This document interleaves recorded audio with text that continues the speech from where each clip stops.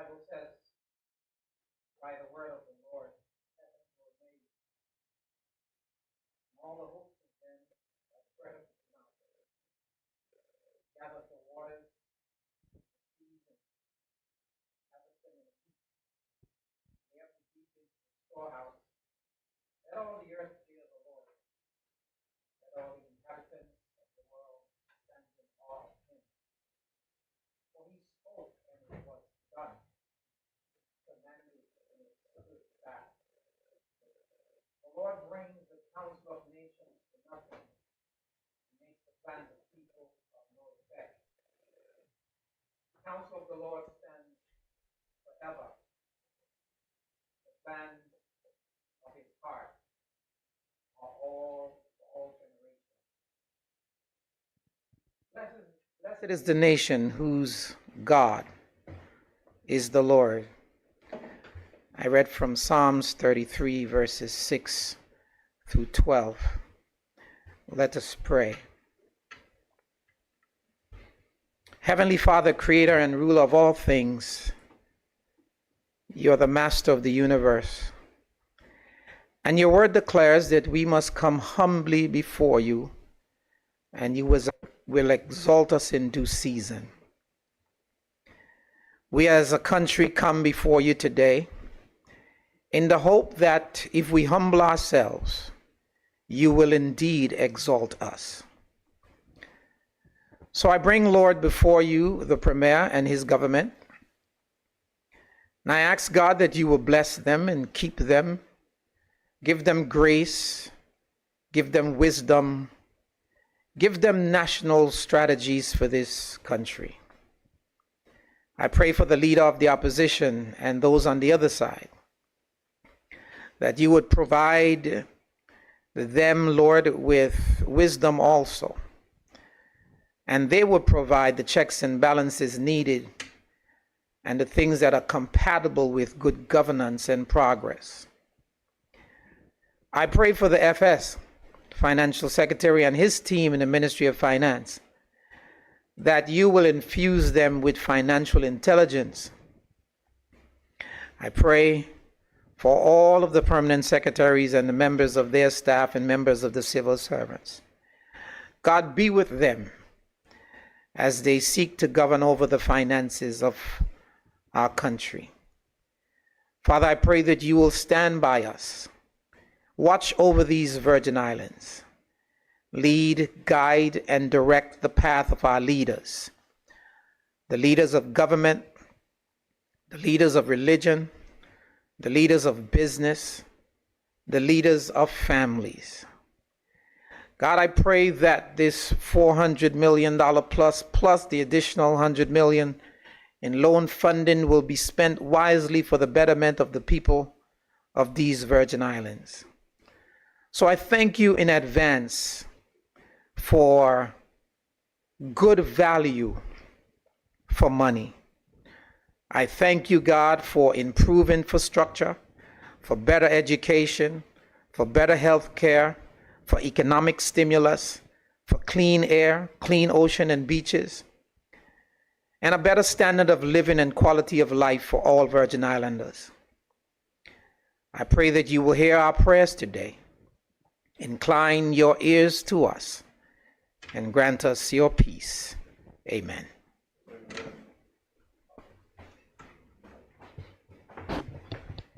This house now convenes its sitting.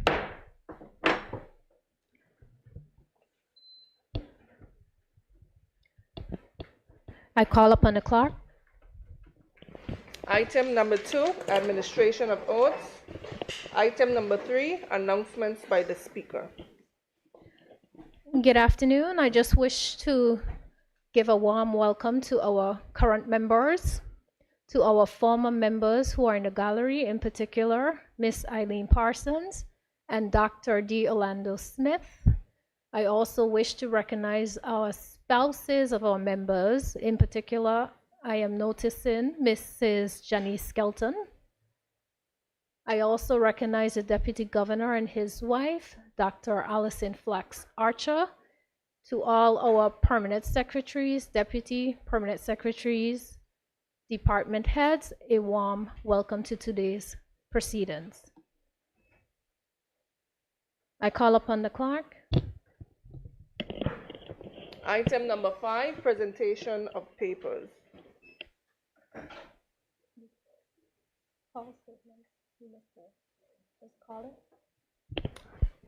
Statement by ministers, item number 4. No, call 5. Item number 5, presentation of papers. Thank you.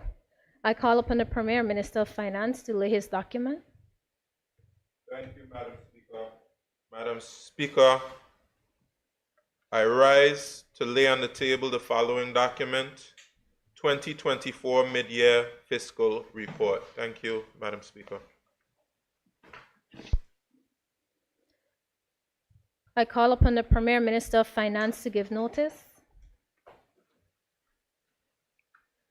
Thank you, Madam Speaker. I rise to give notice that at a later stage in the proceedings, I will seek leave to move the motions standing in my name under items 7.1 Roman numeral 1 through Roman numeral 8 on the order of the day. Thank you, Madam Speaker. Thank you. I call upon the clerk.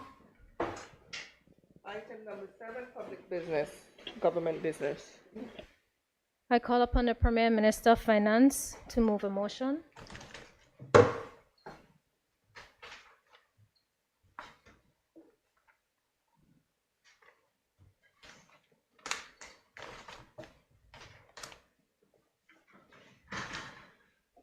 Thank you, Madam Speaker. Madam Speaker, I move that leave be granted to introduce the following bill standing in my name shortly, entitled Appropriation 2025 Bill 2024.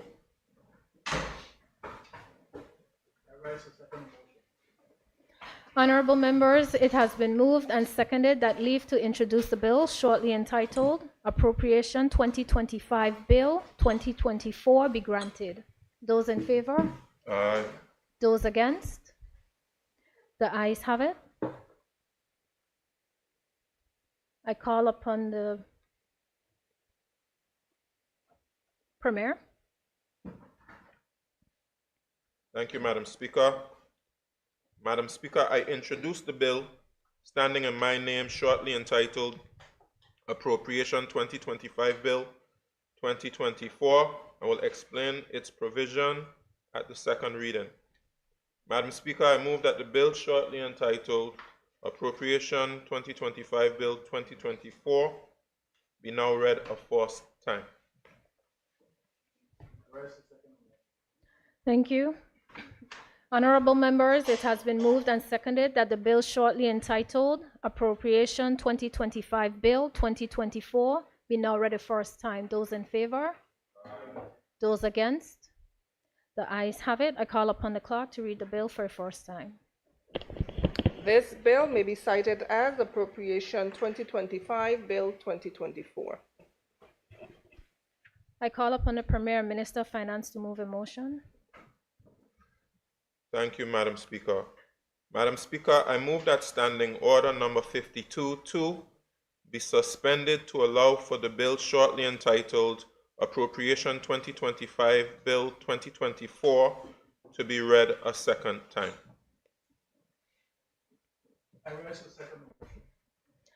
Honorable members, it has been moved and seconded that standing order number 52-2 be suspended to allow the bill entitled Appropriation 2025 Bill 2024 to be read a second time. Those in favor?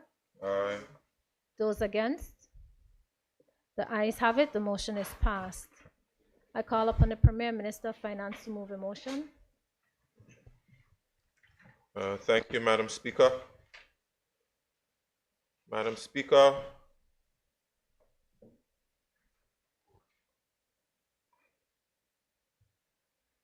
I move that the bill shortly entitled Appropriation 2025 Bill 2024 be read a second time, and I also seek leave to give the budget address.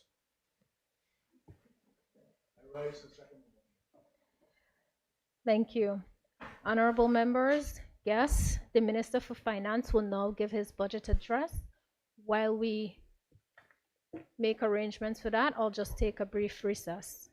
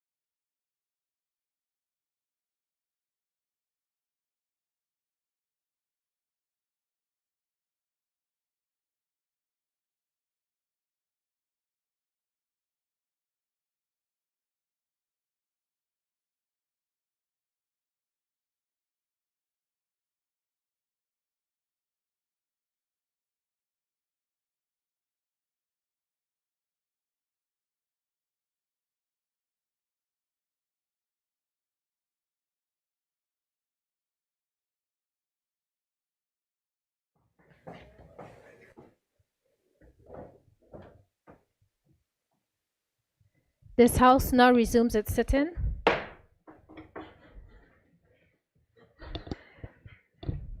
I invite the Premier to make his budget address.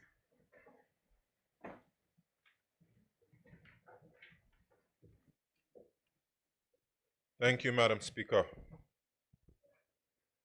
Madam Speaker, I recognize the protocol which has already established. I want to acknowledge all of our esteemed guests in the gallery, which include former members of the House of Assembly, chair and heads of statutory boards, senior public officers, invited guests, ladies and gentlemen, boys and girls, everyone who was listening, whether through the radio or watching online. I want to say a very pleasant good afternoon to all of you. Before I deliver the budget address, allow me to sympathize with the members of the public who have been impacted by the adverse weather conditions. And I know that the Minister of Communication and Works and the Public Works team have equipment and individuals working to clear the roads and to address the challenge. Of course, our thoughts and prayers are with those persons who have been adversely impacted. Madam Speaker, I am deeply honored to stand before you today to deliver my third budget address as Minister of Finance. This year's address is the second under my current administration's overarching theme of building a sustainable nation. This overarching theme is rooted in the National Sustainable Development Plan, entitled Vision 2036, Building a Sustainable Virgin Islands, which was approved by this Honorable House in February 2023, a few months after my first budget speech. Madam Speaker, allow me to salute the first Virgin Islander to hold the post of Minister of Finance, the late Willard Wheatley, and the first Virgin Islander to hold the post of Financial Secretary, the late Cyril Romney, and all who have followed them in stewarding the finances of our burgeoning nation, an important component of our journey of autonomy and nation building. My colleagues and I do not take lightly the responsibility of investing the hard-earned resources of the Virgin Islands into the success of this land and its people, the responsibility to build a quality education, healthcare, infrastructure, and economy, to strengthen the social fabric and protect our environment, and deliver public services effectively, efficiently, and in a manner that reflects good governance. Madam Speaker, our central theme for 2025 is laying the blocks of success and builds on the 2024 theme of planning, priorities, and progress. Both themes are outgrowths of the NSDP, which is our blueprint for building a sustainable Virgin Islands. Madam Speaker, it is important to note that the NSDP is the first national plan in the history of the Virgin Islands. It was oft spoken of, but by God's grace and mercies, it has been delivered and provides a roadmap to achieving our aspirations as a people. Madam Speaker, there is truth to the adage that he who fails to plan, plans to fail. As a nation of builders, we know the importance of a good plan when building our home. We know that the foundation plan is the most critical because it guides us on how to build the foundation, which holds up the house and must withstand the forces of nature. Madam Speaker, the disasters of 2017, the global pandemic of 2020, and the Commission of Inquiry of 2021 rocked our very foundation as a nation. But my colleagues and I have been shoring up that foundation and laying the groundwork for continued success. Madam Speaker, from the pains of the lessons we learned, we developed the Recovery and Development Plan in 2019 and built upon that to produce the National Sustainable Development Plan in 2023. Both are a testament to our commitment to building a resilient, sustainable nation. So, Madam Speaker, we began planning using the NSDP. We prioritized according to the limited resources available. And Madam Speaker, we are making progress. We are walking our plan. Through it all, Madam Speaker, it is only the goodness of God and the resilience of our people that we were able to get back on our feet. We repaired the damage to the foundation of the Virgin Islands in 2024 so that in 2025 we can continue laying the blocks of success. This afternoon, Madam Speaker, I will reflect on what we have achieved over the past year, examine the external and internal environments that will shape our plans for 2025, provide financial details of the 2025 budget estimates, and highlight the plans for the coming year. Madam Speaker, across the length and breadth of government and its agencies, together with our hard-working public officers, my administration has been preparing the blocks of success to continue to build a sustainable Virgin Islands in 2025. We have achieved significant progress in 2024, despite many challenges. It is valuable to reflect on the performance of our economy and our accomplishments this past year before detailing our plans for 2025. Madam Speaker, in 2024, there were external and internal factors that impacted the performance of our economy.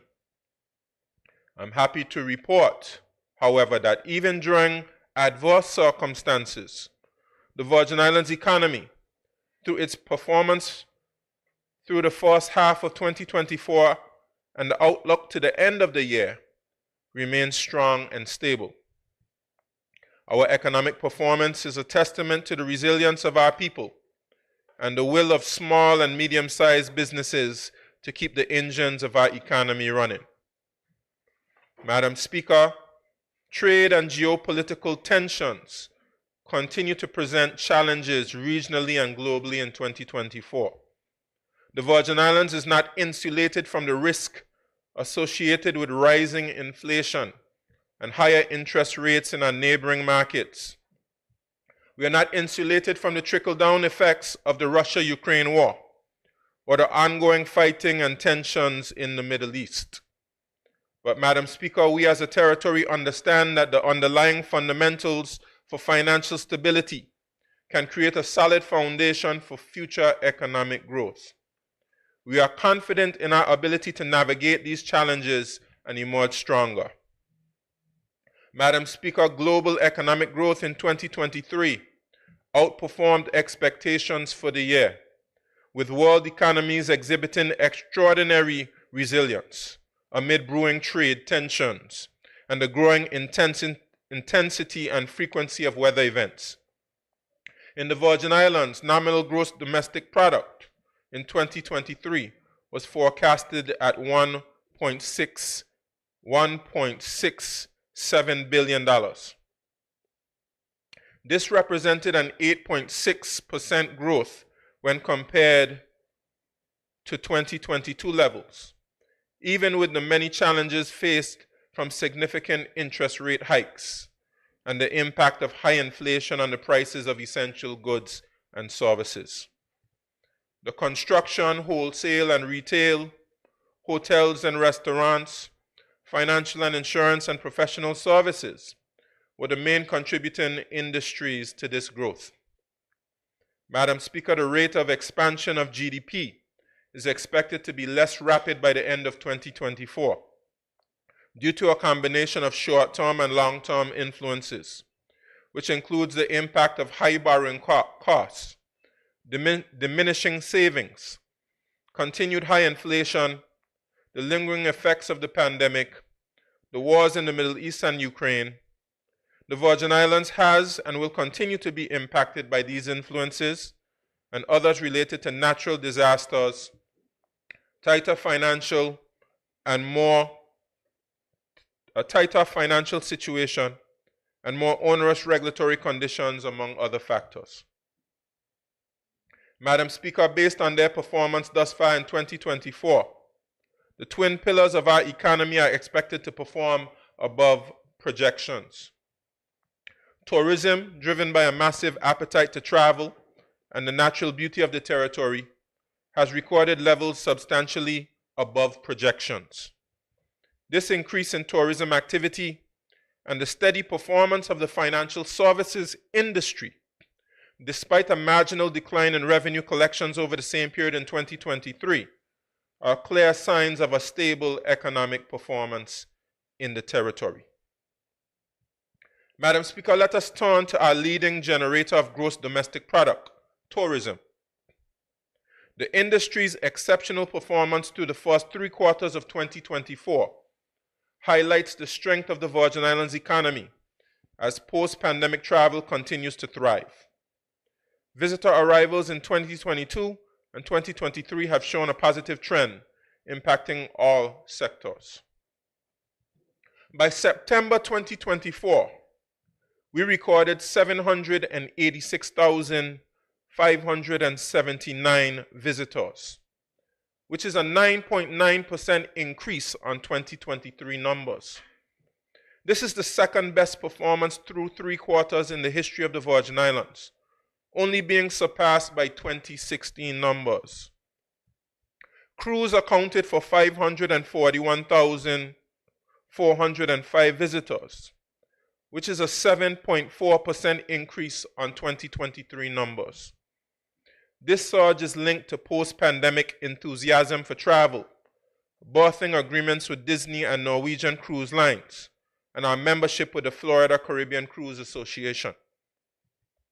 11,999 day trippers visited the Virgin Islands between January and September, representing the highest percentage growth across all categories, with a 26.9% increase from 2023.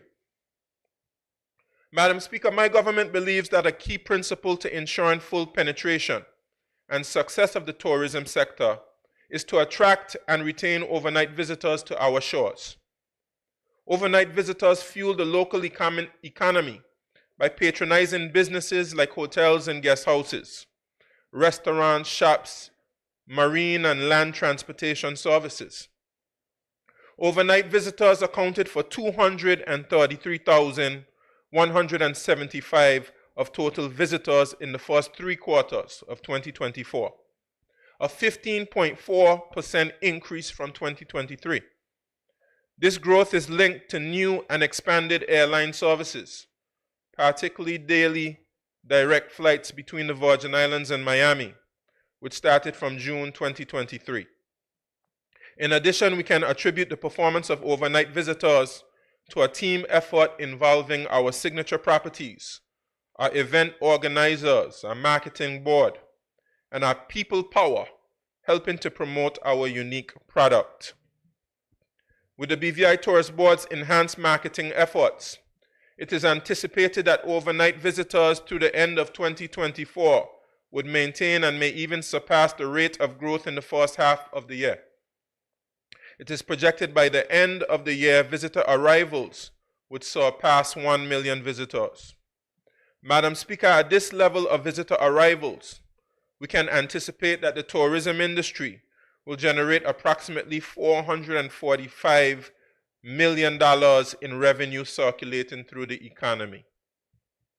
Madam Speaker, this month we'll see the return of Peter Island Resort, our last major resort to return to full service following the 2017 hurricanes, bringing us back to pre-2017 room inventory levels.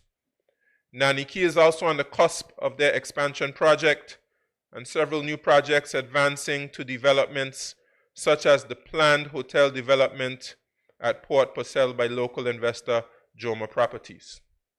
Madam Speaker, the Prospect Reef Board has been meeting and has finalized the request for proposal for hotel resort development at Road Reef Tortola. This will be issued before the end of 2024. Madam Speaker, let us now look at how our leading revenue sector performed in 2024, financial services. The international financial services landscape continues to evolve amid rapid adoption of new global rules and ever-emerging standards of regulation and supervision of financial services business. Coupled with ongoing geopolitical turmoil, due largely to wars or threats of war, global business has faced varying levels of uncertainty in 2024. Tensions in the Middle East and the Euro-Asian region pose a crisis of confidence in financial stability, which in turn could dictate how and where people invest. Madam Speaker, the cost of doing business around the world continues to rise. Notwithstanding, the Financial Services Commission remains optimistic about the Virgin Islands' continuing ability to provide top-class financial services to service providers and their clients. 2024 bears out this optimism, as new incorporation volumes and revenue are on the incline over the same period in 2023, despite the challenges. At the end of June 2024, new incorporations stood at 13,006, which was an increase of 25.7% when compared to June 2023. We anticipate this trend to continue through the end of 2024, and new incorporations will outperform 2023 actuals by around 14.3%. Madam Speaker, the Commission continues to play a crucial role in implementing appropriate and robust regulatory standards of regulation and supervision for entities operating in or from within the BVI, as well as facilitating international cooperation to combat illicit finance. Madam Speaker, in 2023, the territory underwent a mutual evaluation conducted by the International Monetary Fund on behalf of the Caribbean Financial Action Task Force. These exercises enable the territory to identify and address any issues relative to the effective implementation of the territory's anti-money laundering and combating the financing of terrorism regime. The government is actively engaged in implementing recommendations arising from the mutual evaluation exercise to ensure full technical compliance and effectiveness of the territory's regimes in protecting the financial services industry against money laundering, terrorist financing, and proliferation financing. As part of this process, the government continues to champion and advance relevant legislative reforms to our companies, limited partnerships, AML CFT trust, regulatory cooperation, compliance, and enforcement regimes. In addition, government continues to enhance the institutional development of the Financial Services Commission, the Financial Investigation Agency, the Royal Virgin Islands Police Force, the Attorney General's Chambers, the Director of Public Prosecution's Office, and other related institutions of government. Together, these reforms will strengthen our ability to better protect investor interests and provide a safe environment for doing business. Madam Speaker, it is also important in this context that the government is committed to working on beneficial ownership as one of the key aspects of the legislative reform, whereby specified beneficial ownership information will be collected, maintained, and secured by the registrar. This information is necessary for the territory to comply with international standards, which require such information to be held by a public authority. We aim to ensure that the registrar knows who owns and controls BVI companies, to understand and mitigate any risks, and to facilitate cooperation with competent authorities, law enforcement agencies, and persons who can demonstrate a legitimate interest in having such information. Madam Speaker, government is currently developing a defined criteria for establishing legitimate interests, which should be sufficiently reassuring to investors that their information will continue to be properly and adequately protected against illicit use. To facilitate this process, the Financial Services Commission is heavily investing in the ongoing revamping of its Virgin electronic platform. With the FSC's investment in technology, we can deliver not only compliance, but cost savings for the industry, along with improved business efficiency. Despite our economic challenges, Madam Speaker, we can be heartened by the performance of our twin pillars in 2024. The Virgin Islands is expected to welcome more visitors to its shores in 2024 than 2023, and the financial services industry is projected to maintain a reasonable share of the global market. Nominal GDP in 2024 is forecasted at $1.76 billion, at a 7.4% growth over that of 2023. Madam Speaker, beyond our twin pillars, there were other significant achievements in 2024 in the economy. Madam Speaker, 2024 taught us that we must invest in and promote advancement in sustainable agriculture and fisheries sectors, which are vital to reducing our need to import certain food products and ensuring food security, and reduce our import bill to a sustainable level. Madam Speaker, reducing our reliance on imported food products and lowering the cost to import food products can potentially stabilize domestic prices and reduce inflationary pressures. In addition, the territory would become less vulnerable to external factors that can drive up food prices. Madam Speaker, in addition, investing in fisheries and agriculture diversifies our economy and at the same time addresses our food security needs. My government is nearing completion of a comprehensive development plan for agriculture and fisheries to address access to healthy food, promote biosecurity, and support agriculture and fisheries as thriving business entities. We are also training young farmers under the Harvest Program to use innovative methods and expanding infrastructure with fish landing facilities for fishers. Madam Speaker, we also recognize the significant role technology plays in competitiveness and innovation, and solicited expert help to develop a digital transformation plan. Bids have been received for our request for proposal, and we'll be selecting a firm soon to start the process. In this regard, Madam Speaker, we have increased our focus on technology in the newly renamed Ministry of Financial Services, Economic Development, and Digital Transformation. We recognize the powerful synergy between the three subjects.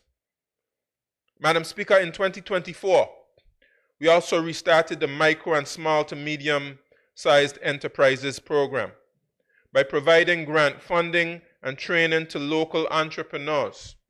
This is in recognition of the critical importance of entrepreneurship and the MSME sector in building a sustainable Virgin Islands. Considerable effort was placed in 2024 on developing and strengthening our economic resilience, Madam Speaker, and we expect that in 2025 it will pay significant dividends. Madam Speaker, our natural environment is one of our greatest resources. It has been a source of sustenance for our people, a critical resource for our economic development, and a source of enjoyment and recreation for locals and visitors. While we harness its benefits, we are mindful of its delicate nature, and we exercise the appropriate care. In 2024, we strengthened the administration of our public lands, particularly concerning the allocation and management of Crown lands within our territory. The Crown Lands Management Act 2024 was passed in this Honorable House in June 2024. At its core, this legislation ushers in a new era of transparency, accountability, and efficiency into utilization of our land resources, inclusive of sustainable use and environmental considerations. In October 2024, we launched the Long Bay Beef Island Beach Management Project, aimed at balancing recreation and economic activity with environmental concerns. This project includes a vending zone, new amenities, improved waste management systems, and opportunities for cultural and historical preservation. A grant agreement with Unite BVI supports restoration activities including planting 130 native trees and creating a living outdoor classroom and laboratory. Madam Speaker, I'm also happy to report that the Bruce Bay bathroom facility has been constructed and will soon be operational. We'll also soon begin a beach management plan for Bruce Bay, similar to what has taken place in Long Bay, Beef Island. This is a part of a strategy to enhance the experience for residents and visitors, opening up new beaches and easing the burden on King Garden Bay Beach and the Bats. Implementation of the Resilience, Sustainable Energy, and Marine Biodiversity Program continued in 2024 with a €927,980 grant from the European Union. The funding supported programs in marine and biodiversity awareness at the H. Laverty Stout Community College, improvements in the operations and systems at BVIEC, support to community emergency response teams in public schools through the BVI Red Cross, Smart Schools, through a partnership with Green VI, and the Enhancing Water Quality Monitoring Program to the Ministry of Natural Resources. Government departments are committed to sustainable development through the Public Service Green Pledge. Targets include reducing energy use by 15% by December 2025, achieving 30% renewable energy penetration by 2030, conserving water, eliminating single-use plastics, installing recycling bins, and promoting green procurement. Each agency is developing its Green Pledge implementation plan, detailing actions, responsibilities, resources, and timelines. Madam Speaker, in 2024, my government has done considerable work to improve our infrastructure. The BVI Electricity Corporation has begun implementation of its robust 8-point strategic plan that focuses on profitability and reliability while also emphasizing sustainability and operational efficiency. The corporation has made substantial progress in reducing energy losses with an overall target of keeping these losses below 10% by June 2025. In 2024, Madam Speaker, the corporation laid the groundwork for this transition by advancing a STEP program, which focuses on integrating renewable energy systems into the national grid. This program is essential for reducing electricity costs for participating customers, paving the way for a green and more sustainable future. It will also help with the goal of increasing the share of renewable energy in the energy mix. Our target is 30% of energy generation from renewable sources by 2026. Madam Speaker, access to safe water supply and sanitation services is vital for the economic and social development of the Virgin Islands. The Ministry of Communications and Works, through the Recovery Development Agency, is implementing a comprehensive water optimization program aimed at addressing critical water issues. This initiative includes a robust leak detection exercise and the installation of reservoir meters to pinpoint locations of significant water loss. New high-density polyethylene pipes have been procured to replace outdated and fragile pipes along the Ridge Road. The Ministry of Communications and Works spearheaded several road rehabilitation projects at locations such as Foy Hill, Sabbath Hill, Bruce Bay, Ballast Bay, Mayaba, King Garden Bay, and in front of the Ebenezer Thomas Primary School. Asphalt resurfacing was done from Jean Hill to the Terence B. Lettsome Airport and at East End in Jas Van Dyke, with more work scheduled for November 2024. Asphalt resurfacing from Seacows Bay to the West End Ferry Terminal is slated for November 2024 as well. Madam Speaker, a significant complement to the road maintenance and roadside beautification programs has been the continued success of the registration, apprenticeship training, employment, and development program, also referred to as the RATED program. Since its launch on the 20th February 2023, a notable number of individuals have successfully secured temporary employment For 2024, a number of 233 persons were employed under the program, with 214 individuals assigned to the roadside cleaning component and 19 individuals participating in the apprenticeship component. A total of $1,532,838 was spent thus far in 2024, and we expect that another $500,000 will be expended before the end of the year. Madam Speaker, the Virgin Islands Recovery and Development Agency continues to serve as an implementing agency under the government of the Virgin Islands. From inception in 2018, the RDA has completed 43 capital development projects, valuing over $55 million. As a part of its mandate, the agency has also raised $4.4 million to support government's capital expenditure program. Madam Speaker, in 2024, the RDA continued implementation of 14 projects on behalf of government. Major achievements for the year included the official handover and opening ceremony for the completed Jas Van Dyke Multipurpose Educational Facility in January of this year, which has provided students and teachers with on-island teaching and learning facilities.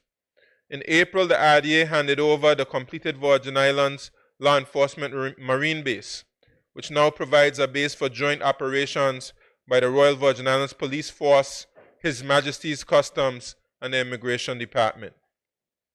The RDA looks forward to handover of the Trellis Bay Welcome Center shortly, providing welcomed relief to travelers from Beef Island out to our easterly islands.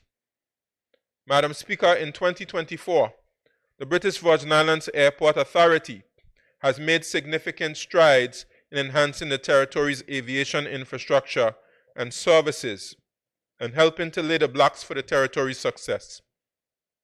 Madam Speaker, 2023 and 2024 saw the constant increases in commercial airlift services at the Terence B. Lettsome International Airport.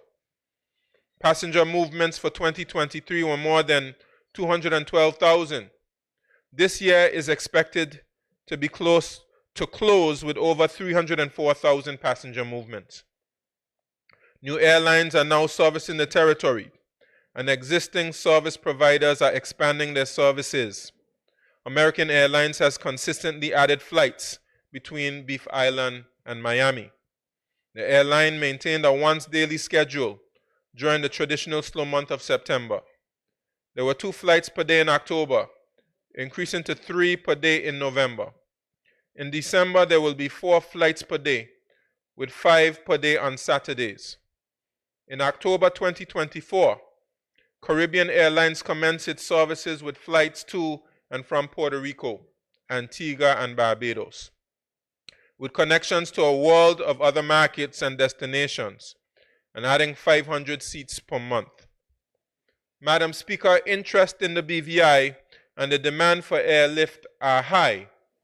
Work on the business case for the Terence B. Lettsome International Airport Expansion Project is scheduled for completion in February 2025, which will provide the necessary information to allow government to make a firm decision on the way forward. An extended runway will accommodate larger aircrafts, opening further direct access to international markets, increasing the BVI's appeal as a destination, and reducing the dependency on regional hubs. Madam Speaker, a significant milestone for the BVI AA was its appointment to the board of the Airports Council International, Latin America and the Caribbean, for a 2-year term commencing in February 2024. This will raise our profile in the regional and international aviation landscape. Madam Speaker, in 2024, the BVI Ports Authority has also done considerable work to enhance the port experience and promote economic growth. The authority continued development of the port management system, a vital step towards modernizing its operations, streamline processes, and improve customer services. Additionally, the BVI PA upgraded its IT servers and acquired new engines for the Marine Department vessels, purchased navigational aids for the harbors, enhancing safety and efficiency. Madam Speaker, the BVIPA also installed a generator at the Jas Van Dyke Ferry Terminal and completed an additional passenger waiting area, improving the experience for travelers.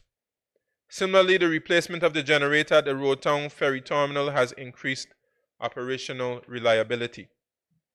Madam Speaker, in 2024, the TRC worked to support the crucial role that science, technology, and innovation plays in driving wealth creation, economic development, and improving the quality of life.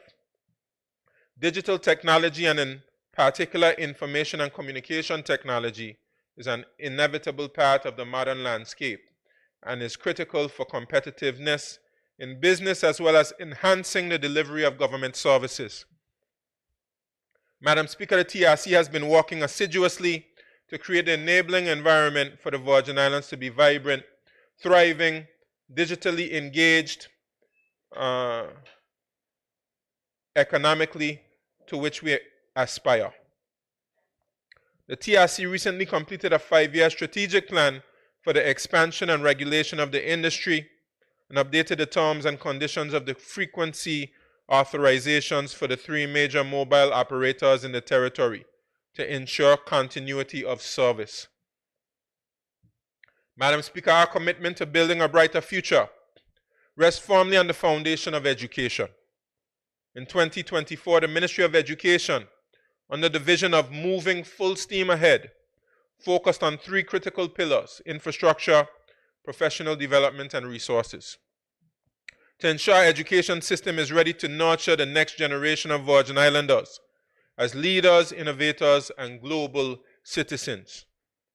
In 2024, Madam Speaker, we took significant steps in infrastructural development, acknowledging the importance of learning environments that are safe, functional, and inspiring. Early in the year, we celebrated the opening of the Jas Van Dyke Primary School, while construction of the Eslin Henry Richer Learning Center continues to progress. Schools across the territory saw essential upgrades, including painting, electrical improvements, the installation of air conditioning units, and repairs to restroom facilities. We also prioritized roof repairs, fencing and drainage at the Brigado Flax Educational Center and the Claudia Cricky Educational Center, which is slated for completion by year's end. Extensive roof repairs, drainage improvements, and parking upgrades were also completed at the Willard Wheatley Primary School. Additionally, 5 new playgrounds were installed by Unite BVI at primary schools across the territory, namely Willard Wheatley, Joyce Samuel, Alexandrina Maduro, Ebenezer Thomas, and Enos Adams, providing safe, vibrant spaces that encourage creativity, social interaction, and physical activity. A new playground was also installed at the Brigado Flax Educational Center thanks to the North Sound Foundation. Madam Speaker, these infrastructural investments underscore our commitment to creating environments that support and enhance the educational experiences of our teachers and students. In 2024, we also prioritized the resource needs of our schools through a consultative approach, gathering input from educators to address key requirements across core subject areas, including science, mathematics, and languages. This enabled us to supply essential learning manipulatives, which are crucial for hands-on, experiential learning. These investments are vital, Madam Speaker, as many teaching aides were lost in the hurricanes of 2017. And we are making concerted efforts to resupply schools based on requisitions submitted by educators. Additionally, UNESCO provided 120 science kits to schools in support of the ministry's STEAM mandate.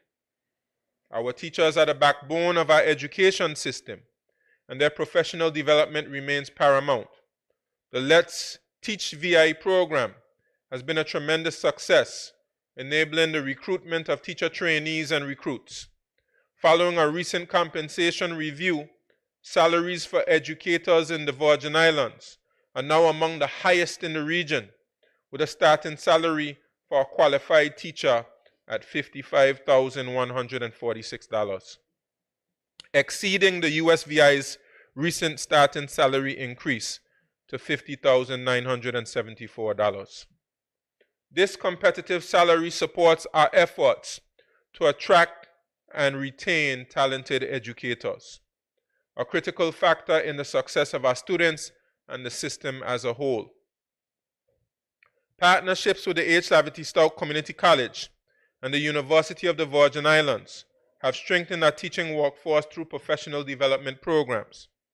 In 2024, 10 new teachers graduated with certificates in teaching, and 23 experienced educators earned certificates in effective leadership, with 12 additional educators on track to complete a certificate in secondary education by the end of the year. This year also marked the launch of innovative programs such as the Mathavated Project, which equips primary teachers with the tools and confidence to teach mathematics more effectively, fostering greater student engagement in this essential subject. Our commitment to STEAM education is evident in the expansion of coding and robotics programs across secondary schools. Students showcased their skills at the inaugural Robo Mindset Summer Camp, which culminated in Team BVI's participation in the first Global Robotics Challenge in Greece, where they placed 111th globally and 6th in the Caribbean. Such achievements demonstrate our commitment to preparing students with the technological skills needed in today's world. Remarkable progress was made in youth engagement and empowerment as well. The Department of Youth Affairs and Sports reached hundreds of young people on Tortola, Virgin Gorda, Anegada, and Jos Van Dyke through after-school programs and summer camps, providing essential skills, training, and mentorship. A notable new initiative, the Elite Athlete Contribution Program, provided critical funding for 8 elite athletes, supporting their training and development. I am proud to report that 4 of these athletes represented the Virgin Islands at the 2024 Paris Olympic Games. Their success on this global stage demonstrates the potential of our athletes when given the necessary support and resources to compete at the highest levels. In higher education, the H. Lavity Stoutt Community College continues to deliver exceptional training. In June 2024, the college graduated 184 students, including 123 associate degrees and 79 certificates of achievement. The Robert McTavius Institute for Financial Services conferred 134 professional certificates, and CAPE has been reintroduced at the college. Madam Speaker, in 2024, the Ministry of Health and Social Development supported residents' well-being and critical health needs. We upgraded healthcare facilities, repaired community centers in Kingarden and Eastern Longlook, and built 8 new social homes across the territory. We increased welfare benefit, recognizing the economic challenges for residents and providing more robust support to those most in need. The ministry finalized the National Social Protection Policy and Action Plan with amendments to the public assistance legislation, strengthening the social safety net for vulnerable populations. Passage of the Public Assistance Amendment Act 2024, hardship allowances, and shock response grants. Increase assistance to cope with these difficult times. His Majesty's Prison improved security, safety, and rehabilitation with new radio and monitoring structure, staff training, and rehabilitation programs in woodworking and farming. A new workforce planning strategy was implemented and operated efficiently and effectively. Madam Speaker, my government remains committed to environmental sustainability, to waste diversion and recycling. In 2024, 52,000 pounds of scrap metal, 24,000 gallons of waste oil, 29,750 pounds of plastics was supplied. Residential waste management program. Significant work has gone into improved management of the Parkwood Pond and Virgin Gorda dump site. Madam Speaker, in 2024, significant work on strengthening our good governance has progressed well, with implementation of the recommendations of the 2024 Commission of Inquiry report. In September 2024, this Honorable House completed the passage of the last of 15 pieces of legislation for the 48 recommendations of the COI. At the Cabinet level, we passed 9 major policies across a range of functions that are fundamental to building a sustainable Virgin Islands. We are working with the Governor to complete the assent to the various pieces of legislation, with 5 of the 15 bills already assented to and the remaining expected by year end. Madam Speaker, last week, presenting our governance reform transition plan. This comprehensive plan sets out an action plan to transition from COI implementation to ongoing governance reform, mainstreaming governance reform into our public service operating structure by the first quarter of 2025. I'm optimistic that the OT Minister now has the perspective and information to make decisions that will relieve us from the Ordering Council. Madam Speaker, I cannot stress how significant the reforms completed are to the future of the Virgin Islands. This was no box-ticking exercise. It was governance reform in the history of the Virgin Islands and has fundamentally elevated the way we govern ourselves. We have overhauled our integrity structure for full transparency, made statutory bodies more accountable, revamped our social assistance system, restructured Crown land management, strengthened immigration controls, made our public service more proactive and responsive, and increased accountability of elected representatives.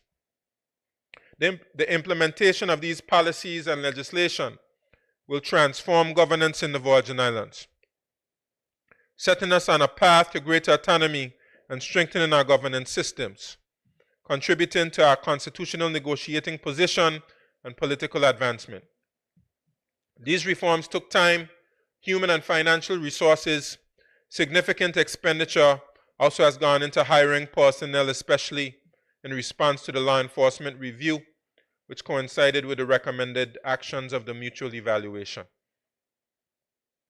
Madam Speaker, several achievements were recorded by the Governor's Group in 2024, including the implementation of a restorative justice program, maintenance programs and inspections for government-owned buildings, and the commencement of rehabilitation of the old administration building on Main Street. The Department of Disaster Management continues to work with ministries, agencies, and departments to maintain its international accreditation with EMAP and Tsunami Ready, and implement the comprehensive disaster management strategy. Emphasis continues on building capacity on the sister islands, with 50 persons participating in training. The Emergency Disaster Management Fund policy provides a robust response mechanism in emergencies, and it was approved by Cabinet. In 2024, the Public Service Transformation Program made substantial progress across 4 focus areas: customer service improvement, and digital transformation. This includes developing and implementing more efficient systems and processes, service delivery, increasing training and development opportunities for public officers, enhancing the use of technology and data, and emphasizing transparency, accountability, and innovation. Madam Speaker, 2024 also reinforced the need to protect the financial interests of our people through vehicles such as the Virgin Islands Deposit Insurance Corporation, along with exploring and implementing alternative economic responses to mitigate the impact on families, which may include targeted government spending to stimulate economic activity, and adopting a strategic legislative framework that ensures the stability of our financial systems and protect consumers. Madam Speaker, a sober assessment of the facts would indicate sound fiscal management in the Virgin Islands. At the end of June 2024, the public debt or central government debt the public debt or central government debt profile stood at $111.5 million. Madam Speaker, parastatal debt or debt from statutory bodies up to June 2024 was $48.1 million, bringing total public sector debt at the end of June 2024 $159.6 million. It is projected that total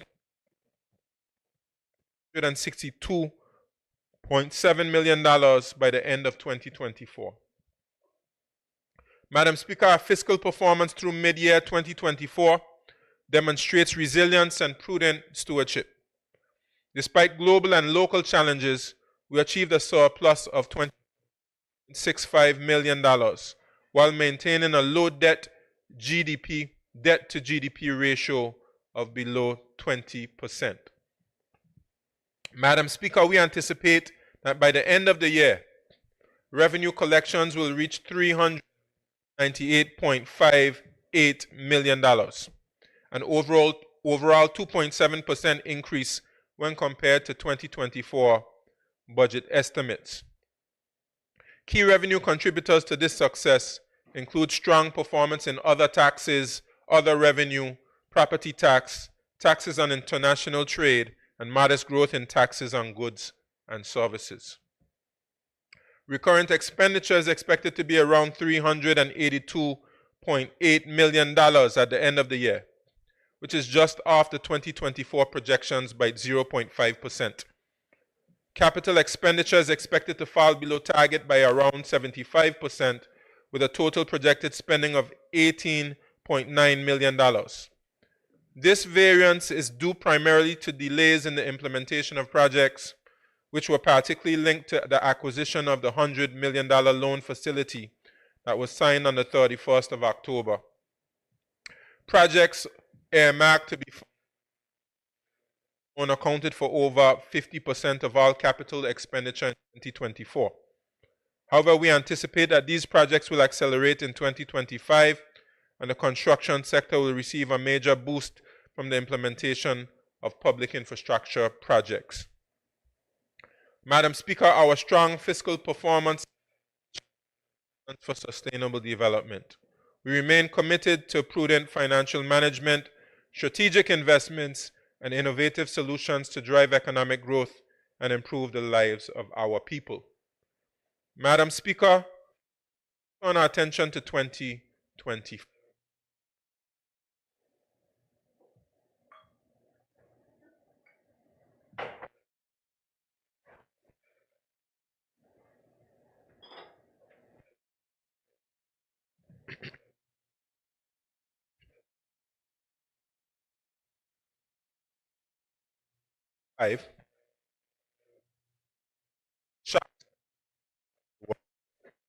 We are close in the United States of America, their change in administration, and any potential changes in policy that may impact their economy and therefore the economy of the Virgin Islands. Further continued conflicts in the Middle East and Ukraine may lead to potential spikes in the price of oil and other commodities. Madam Speaker, the Territory continues to invest heavily to adjust to challenges from the implementation of more stringent regulations for the financial services industry and standards for law enforcement. The performance of financial services is conservatively projected to experience a decline, which is primarily driven by a decrease in the number of companies on the register. Our forecast shows that the performance of tourism in 2025 is expected to surpass that of 2024.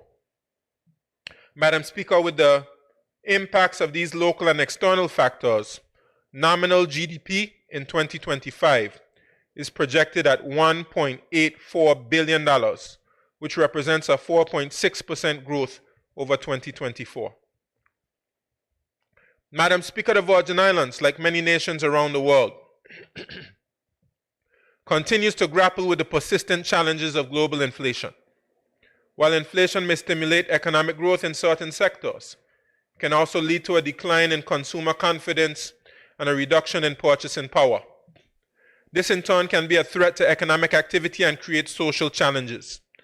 Therefore, we must remain vigilant in monitoring inflation figures and understanding the fluctuations in prices, as it will allow us to better assess the impact of our households, businesses, and the government's ability to deliver essential services.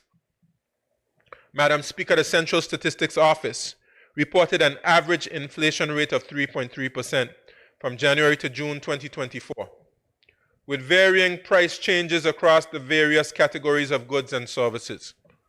This performance is expected to remain constant through the end of 2024. However, inflation is expected to decline from 3.3% in 2024 to a projected rate of 2.15% in 2025.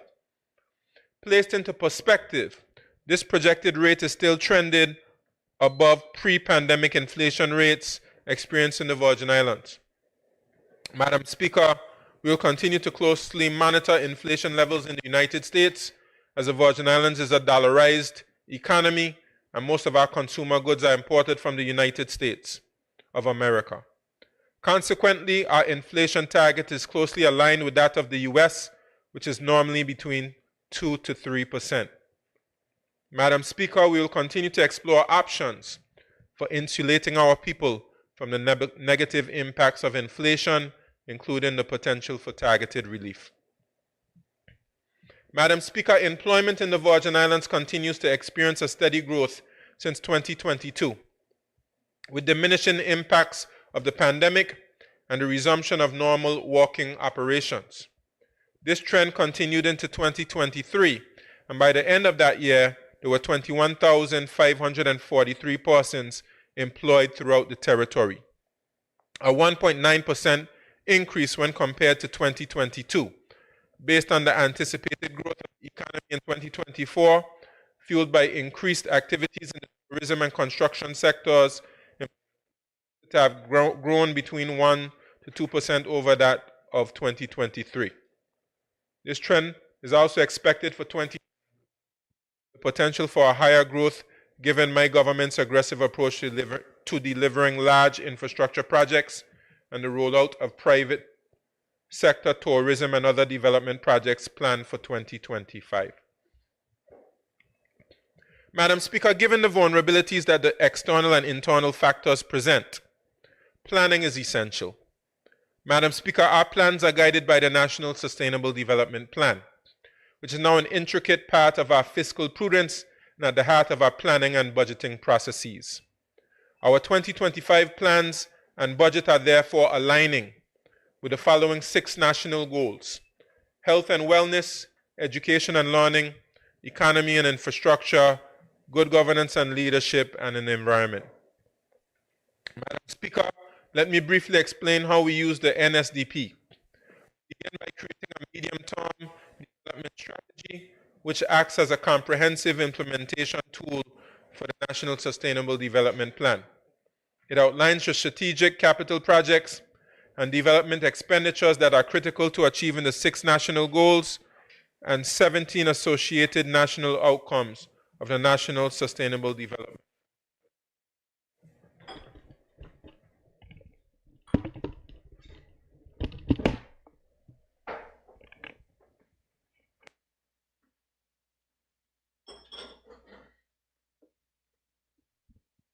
This alignment between the National Sustainable Development Plan and the Medium-Term Development Strategy ensures that government expenditure not only supports immediate fiscal sustainability, but also fosters long-term development in harmony with our national aspirations. Madam Speaker, I urge everyone to get a copy of the National Sustainable Development Plan and read it. I also encourage our schools to teach our children about the National Sustainable Development Plan. After all, it is our collective future that we are building. Madam Speaker, having outlined the economic outlook for 2025, let us examine the projected revenues that will allow us to execute our ambitious plans for the coming year.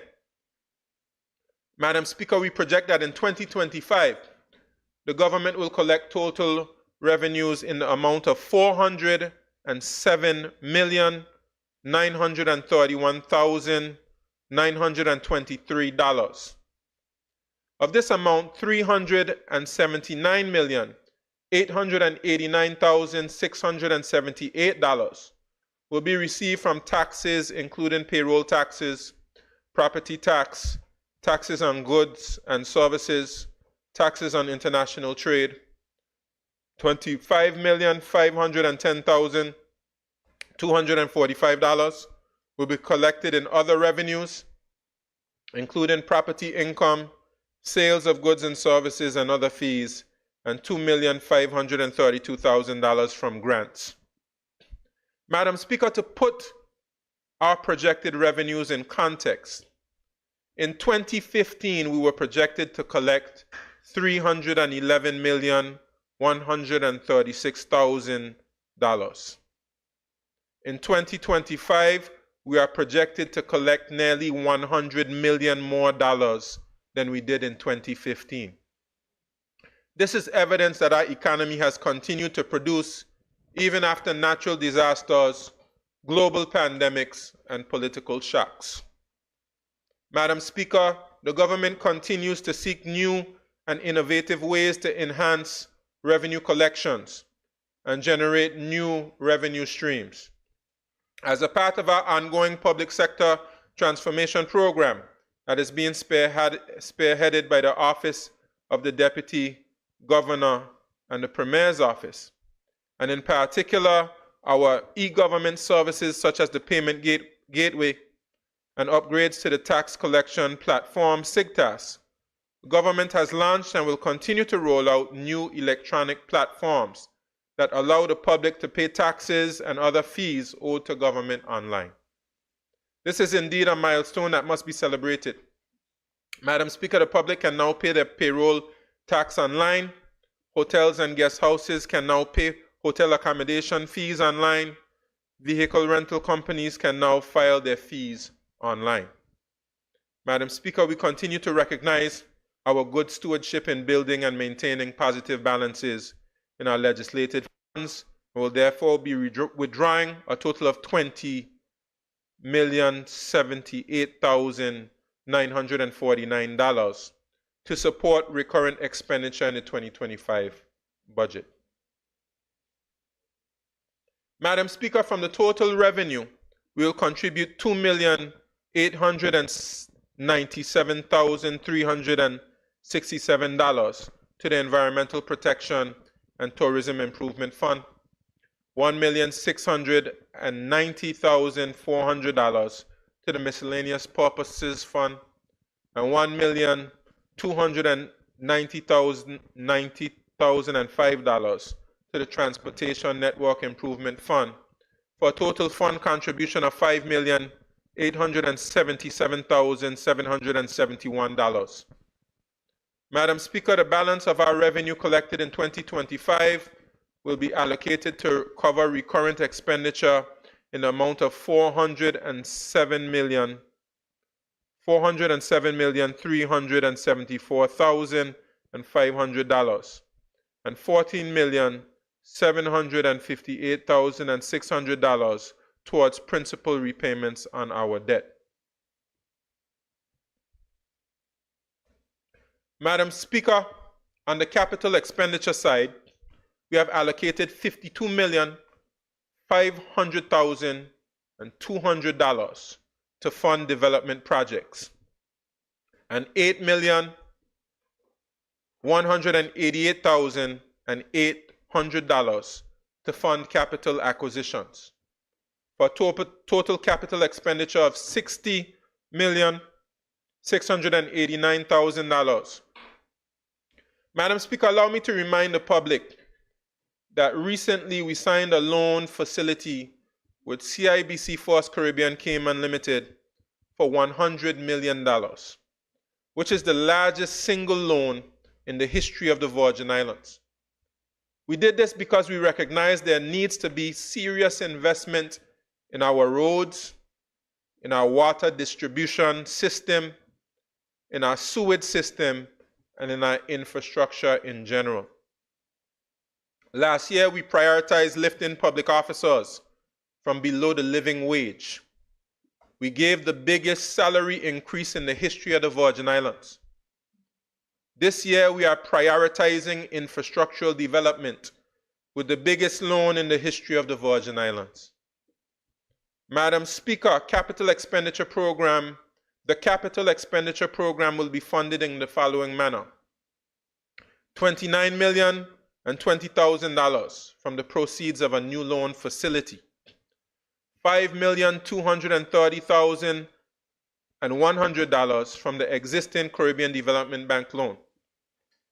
$12,886,500 from the Development Fund. $3,419,300 from the Transportation Network Improvement Fund. $5,405,600 from the Reserve Fund. $2,534,500 from the Consolidated Fund. And $2,193,000 from the Miscellaneous Purposes Fund. Madam Speaker, the foregoing represents a balanced budget for 2025, and my government remains committed to exercising fiscal discipline and financial prudence in the collection of revenue and delivery of the programs identified in the budget. Madam Speaker, I'm happy to report that we will maintain compliance with the borrowing limits or ratios in the protocols for effective financial management, which requires that net debt does not exceed 80% of recurrent revenue, debt service does not exceed 10% of recurrent revenue, and the value of our liquid assets does not fall below 25% of recurrent expenditure. Madam Speaker, the capital expenditure program will be delivered by all ministries based on their respective portfolios. $1,886,000 has been allocated to the Office of the Deputy Governor to fund projects for the Royal Virgin Islands Police, renovations to government properties, office configuration for the Human Resources Department, and projects related to our courts. Madam Speaker, the Premier's Office to the Recovery Development Agency intends to progress plans with the construction of the new ferry terminal facility at West End, and therefore $3 million is allocated to this important project. The RDA will also support the Ministry of Tourism, Culture and Sustainable Development in delivering the Immigration Detention Center, which received an allocation of $1,500,000. Another $500,000 has been included under the Premier's Office to fund agricultural infrastructural development. The Ministry of Finance will receive a total allocation in 2025 capital expenditure program of $4,349,600. Notably, of this total, $2,099,700 is appropriated to the ongoing construction of the National Emergency Operations Center. $500,000 is allocated to the development of a customs, courier, and distribution center, and $500,000 is allocated to post office infrastructure development projects. Finally, $740,800 was allocated to customs administration, and $239,300 in our continued efforts to roll out all modules of the SIGTAS tax administration software under the Inland Revenue Department. Madam Speaker, in 2024, we took a major leap forward towards enhancing food security in the Virgin Islands through the development of a dedicated agriculture and fisheries complex and a farmers reservoir. These projects under the Premier's Office, which are being spearheaded by the RDA, will receive a combined allocation of $1,200,000 in 2025. The Ministry of Environment and Climate Change will also receive $831,600 towards beach development, harbor development, and office configuration for the Department of the Land Registry. Madam Speaker, education is paramount to the livelihood and advancement of this territory, and we'll continue to prioritize and fund various programs and projects to support and enrich the education curricula across all levels.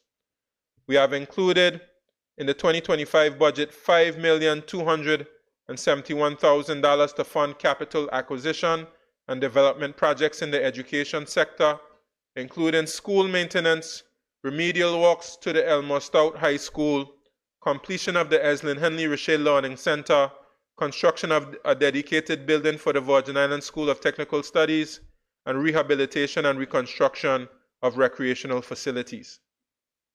Madam Speaker, in 2025, the Ministry of Education will build on a strong foundation with a continued focus on safe, resilient learning environments, guided by recent structural assessments conducted under an MOU with Unite BVI.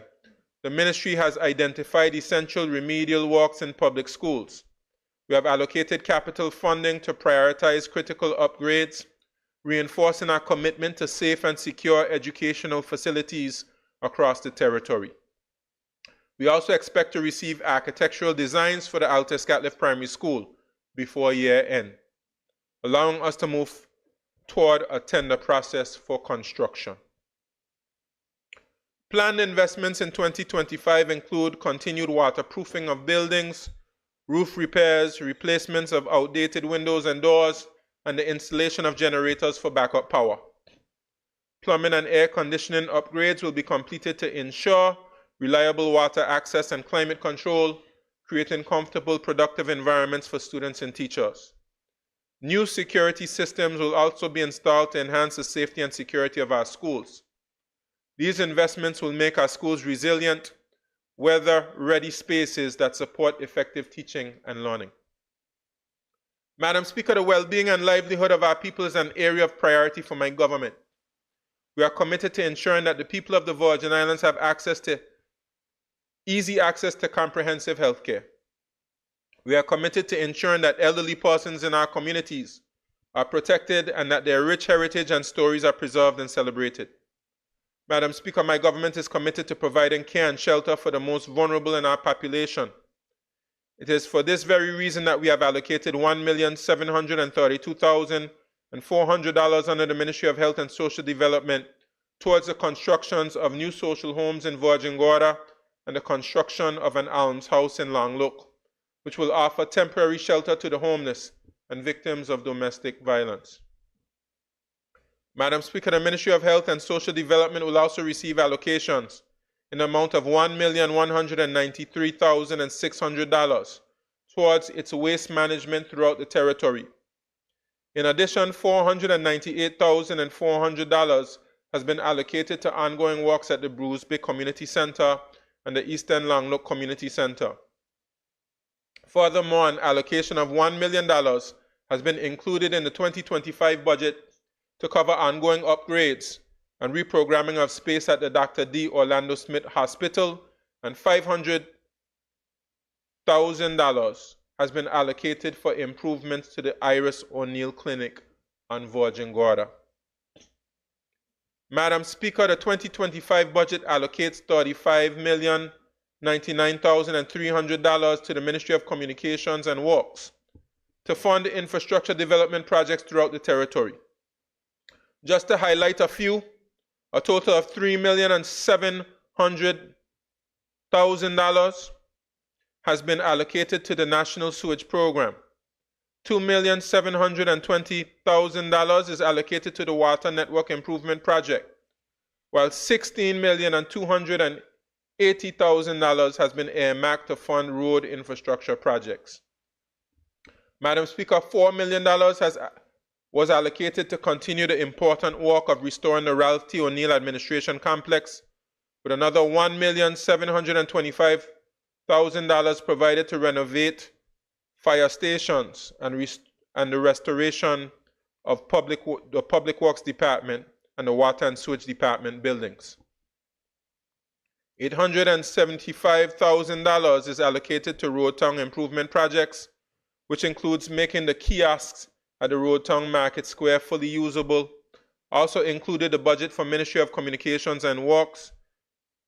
Also included in the budget from the Ministry of Communications and Works is an allocation intended to address minor infrastructure civil works throughout the territory in the amount of $1,800,000, and $2 million allocated to fund development projects at the Terence B. Lettsome International Airport.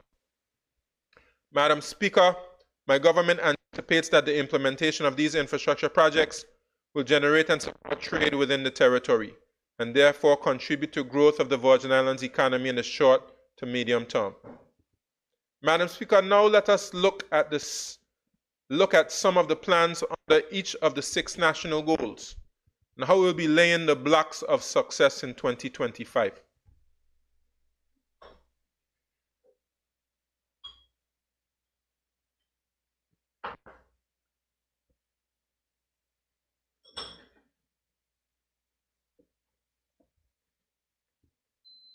Madam Speaker,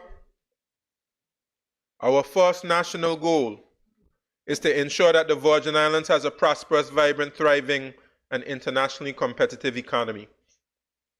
Our broad strategy involves strengthening our main economic drivers, financial services and tourism, and stimulating activities in other areas to encourage diversification. Madam Speaker, the BVI has one of the safest and most rigidly regulated financial services industries in the world. We aim to ensure that we maintain a high level of confidence with all our stakeholders and partners, from regulators to clients. In 2025, we will continue institutional strengthening to meet our international obligations, such as the recommendations of the mutual evaluation exercise. These reforms will strengthen the territory's ability to better protect investors' interests and provide a safe environment in which service providers can better serve the interests of their clients. Madam Speaker, we anticipate implementing reforms for the banking, trust, and corporate service providers sectors during 2025. The aim is to move the territory to Base 2 compliance and provide a code of conduct in relation to banking, especially as it relates to consumers. The reforms are also intended to ensure a separate and independent legislative regime that brings the trust and corporate service providers into full compliance with the regulatory and supervisory standards established by the Group of International Finance Centers Supervisors, of which the Virgin Islands is a founding member. In carrying out these reforms, Madam Speaker, the government is working with the Financial Services Commission and other key industry partners. The government, working with the Financial Services Commission and other key industry partners, aims to strengthen the territory's financial services regulatory and supervisory environment to better protect the interests of those who utilize our products and services at minimal cost, while ensuring that the Virgin Islands remains an invaluable partner in the fight against illicit finance. It is also in this context that the government continues its work on beneficial ownership. The government, through the Financial Services Commission, is developing a set of measures that will balance the privacy interests of clients with regulatory needs, maintaining the confidence of all concerned while securing our competitiveness. Our industry partners and clients can rest assured that reforms will be carried out in full consultation with practitioners within the financial services industry so that clients' interests are given full consideration. Madam Speaker, the second phase of the reform for the collection of beneficial owners' information is expected to crystallize in 2025 and will address the issue of persons that may be able to inspect the relevant register on a legitimate interest basis. This phase will be carried out in full consultation with practitioners within the financial services industry to ensure appropriate understanding to better protect clients' interests. To facilitate this process, Madam Speaker, the FSC is heavily investing in the revamping of its Virgin electronic platform to deliver an innovative and efficient filing platform for information. The Commission also expects to develop and procure advanced regulatory tech and supervisory tech solutions to improve its regulatory and supervisory practices and processes. This investment in technology will deliver not only effective compliance, but also cost savings for the industry, along with improved business efficiency. Madam Speaker, Asia continues to be a major driver of global economic expansion, with China targeting 5% GDP growth per annum and other Asia markets pursuing similar goals. In 2025, the BVI will continue to build its position as a key conduit for investment into and out of Asia. Clean energy projects, digital asset transactions, private equity deals, and family office-related investments are driving demand, and we expect the continued use of BVI entities in these investment vehicles to continue expanding. Madam Speaker, the global sustainable fund market is predicted to grow nearly 50-fold by the end of the decade, and BVI is well positioned to capitalize on the growth with frameworks already in place to support sustainable investments and environmental, social, and governance practices. Madam Speaker, BVI's virtual asset service providers regime has garnered interest, and the BVI is well equipped to support innovation and growth in this area in 2025. Madam Speaker, in 2025, the BVI will be undertaking a national financial services strategy to keep the jurisdiction on the cutting edge of the changing dynamics of the industry. As a leading generator of government revenues, Madam Speaker, we must do all we can to remain competitive, adaptable, and leading in all we do. Madam Speaker, the International Tax Authority will continue to ensure that the Virgin Islands is fully compliant with the international standards of transparency and exchange of information for tax purposes. In 2025, the ITA will continue to demonstrate the compliance of the Virgin Islands with international standards, as well as to introduce new revenue streams by introducing a fee for all reporting entities utilizing the BVI FAS portal. ITA will make further amendments to the Mutual Assistance Tax Matters Act and continue to conduct education and outreach seminars in relation to all matters under the authority's remit. Madam Speaker, my government will reintroduce a good standing policy in 2025 to enhance government revenue and ensure legal compliance. This policy will require individuals, businesses, and organizations to maintain a valid tax registration ID for government services, licenses, permits, and public contracts. Non-compliance will result in penalties for businesses and self-employed individuals. The initial phase will target inland revenue, Social Security, the National Health Insurance, vehicle licensing, trade, and labor agencies, with potential expansion to other sectors within this calendar year. Madam Speaker, in a proactive step towards enhancing our tax administration, the Inland Revenue Department, in collaboration with CARTAC, has initiated an IMF-led diagnostic mission. This comprehensive evaluation will provide valuable insights into our current tax system and identify areas for improvement. By modernizing our tax legislation and reviewing outdated fees, we aim to optimize our tax administration, improve efficiency, and enhance revenue collection. This will ultimately contribute to the overall economic growth and development of our territory. Madam Speaker, the implementation of the global anti-base erosion rules presents a complex landscape for the Virgin Islands.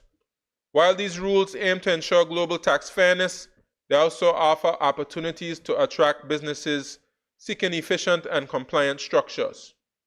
Our partnership with KPMG will provide a comprehensive assessment of Pillar 2's impact on our international business and finance sector. To capitalize on this opportunity, the BVI must focus on providing high-value services and investing in our infrastructure and human capital. We aim to solidify our position as a world-class financial center, ensuring the long-term prosperity of our territory. My government anticipates receiving a detailed report of this matter before the end of the first quarter of 2025. Madam Speaker, with respect to our second economic pillar, tourism, in 2025, we will complete the structuring and staffing of the Ministry of Tourism to create the enabling institutional structure to make tourism a true economic driver and a stronger and more sustainable economic pillar. Madam Speaker, we will empower the BVI Tourist Board to optimize its focus solely on promoting the destination and enhancing the visitor experience, and developing the Ministry of Tourism to take responsibility in coordinating government's role in supporting tourism. Madam Speaker, in 2024, the Ministry of Tourism will be responsible for producing a national tourism plan, for hosting a tourism summit, and for rallying the government agencies responsible for enhancing our product and serving the needs of our guest industry partners and other key stakeholders. The ministry will engage a consultant to study the value of events tourism, and the structure for delivering events will be revamped. Additionally, Madam Speaker, the Ministry of Tourism will be responsible for developing and planning stronger economic links with the local economy, including fisheries and agriculture. Madam Speaker, in 2025, we'll commence a destination rebranding exercise to refresh the image of the BVI to better compete on the international stage. The BVI Tourist Board will intensify efforts to market the territory globally with a focus on digital marketing and data-driven approaches targeting high-value markets. Our strategy will promote the Virgin Islands as a premium destination for sailing, ecotourism, luxury travel, adventure tourism, and events. Madam Speaker, our rich culture and heritage are key assets in distinguishing the Virgin Islands on the world stage. In 2025, we will increase emphasis on cultural tourism, celebrating the arts, history, and traditions that make us unique. Visitors will be encouraged to explore heritage sites, attend cultural festivals, and participate in community-led experiences that immerse them in the authentic Virgin Islands culture. Food tourism will also continue to be a focal point in 2025 as we fuse our traditional culinary heritage with modern influences. Through food festivals, culinary tours, and partnerships with local chefs and restaurants, we aim to attract food enthusiasts from around the world while promoting our local agriculture and fisheries sectors by incorporating locally sourced culinary into the tourism experience. Madam Speaker, as we align our tourism sector for success, we will also be aligning our fisheries and agriculture sectors to ride the same wave of success as we forge stronger links between them. The government will soon present our comprehensive development strategy for agriculture and fisheries, which will address key areas such as ensuring access to healthy food, promoting biosecurity, and supporting agriculture and fisheries as thriving business entities. Madam Speaker, the development of agriculture and fisheries is essential to our sustainable future. As far as possible, we'll reduce our reliance on imported food and ensure that we have access to fresh, healthy food when there are shortages in the global market or disruptions in the supply chain. Agriculture and fisheries literally put food on the table for producers and consumers and contribute to economic diversification. Madam Speaker, a major initiative for 2025 to increase agricultural production is the assigning of more lots for farming on all 4 major islands. Work has already commenced to finalize survey plans on Anegada, and a similar activity will be conducted on Virgin Gorda in the first quarter of 2025. Closely aligned with this initiative is ensuring access to reliable water supply, such as the Farmers Reservoir at Paraquita Bay, which is being delivered by the RDA.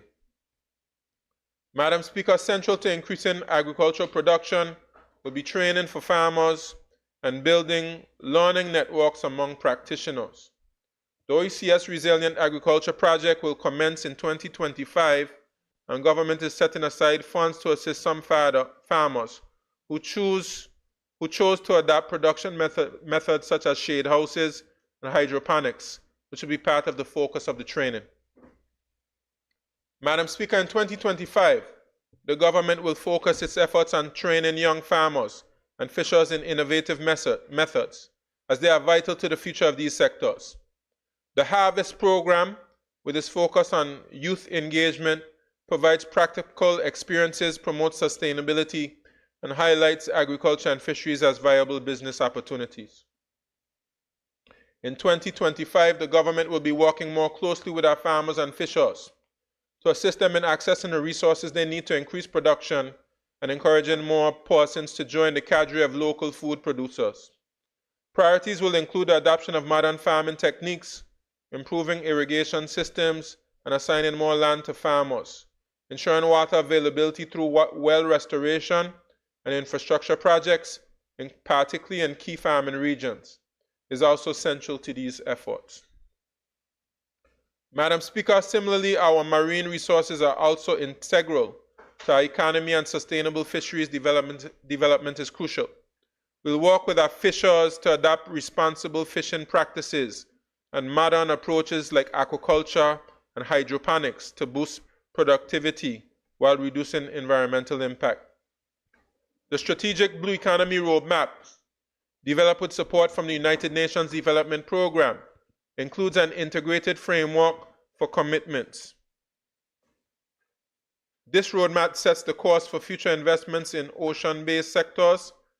Its goals include fostering healthy ecosystems, stimulating economic sectors, and ensuring equitable societal benefits.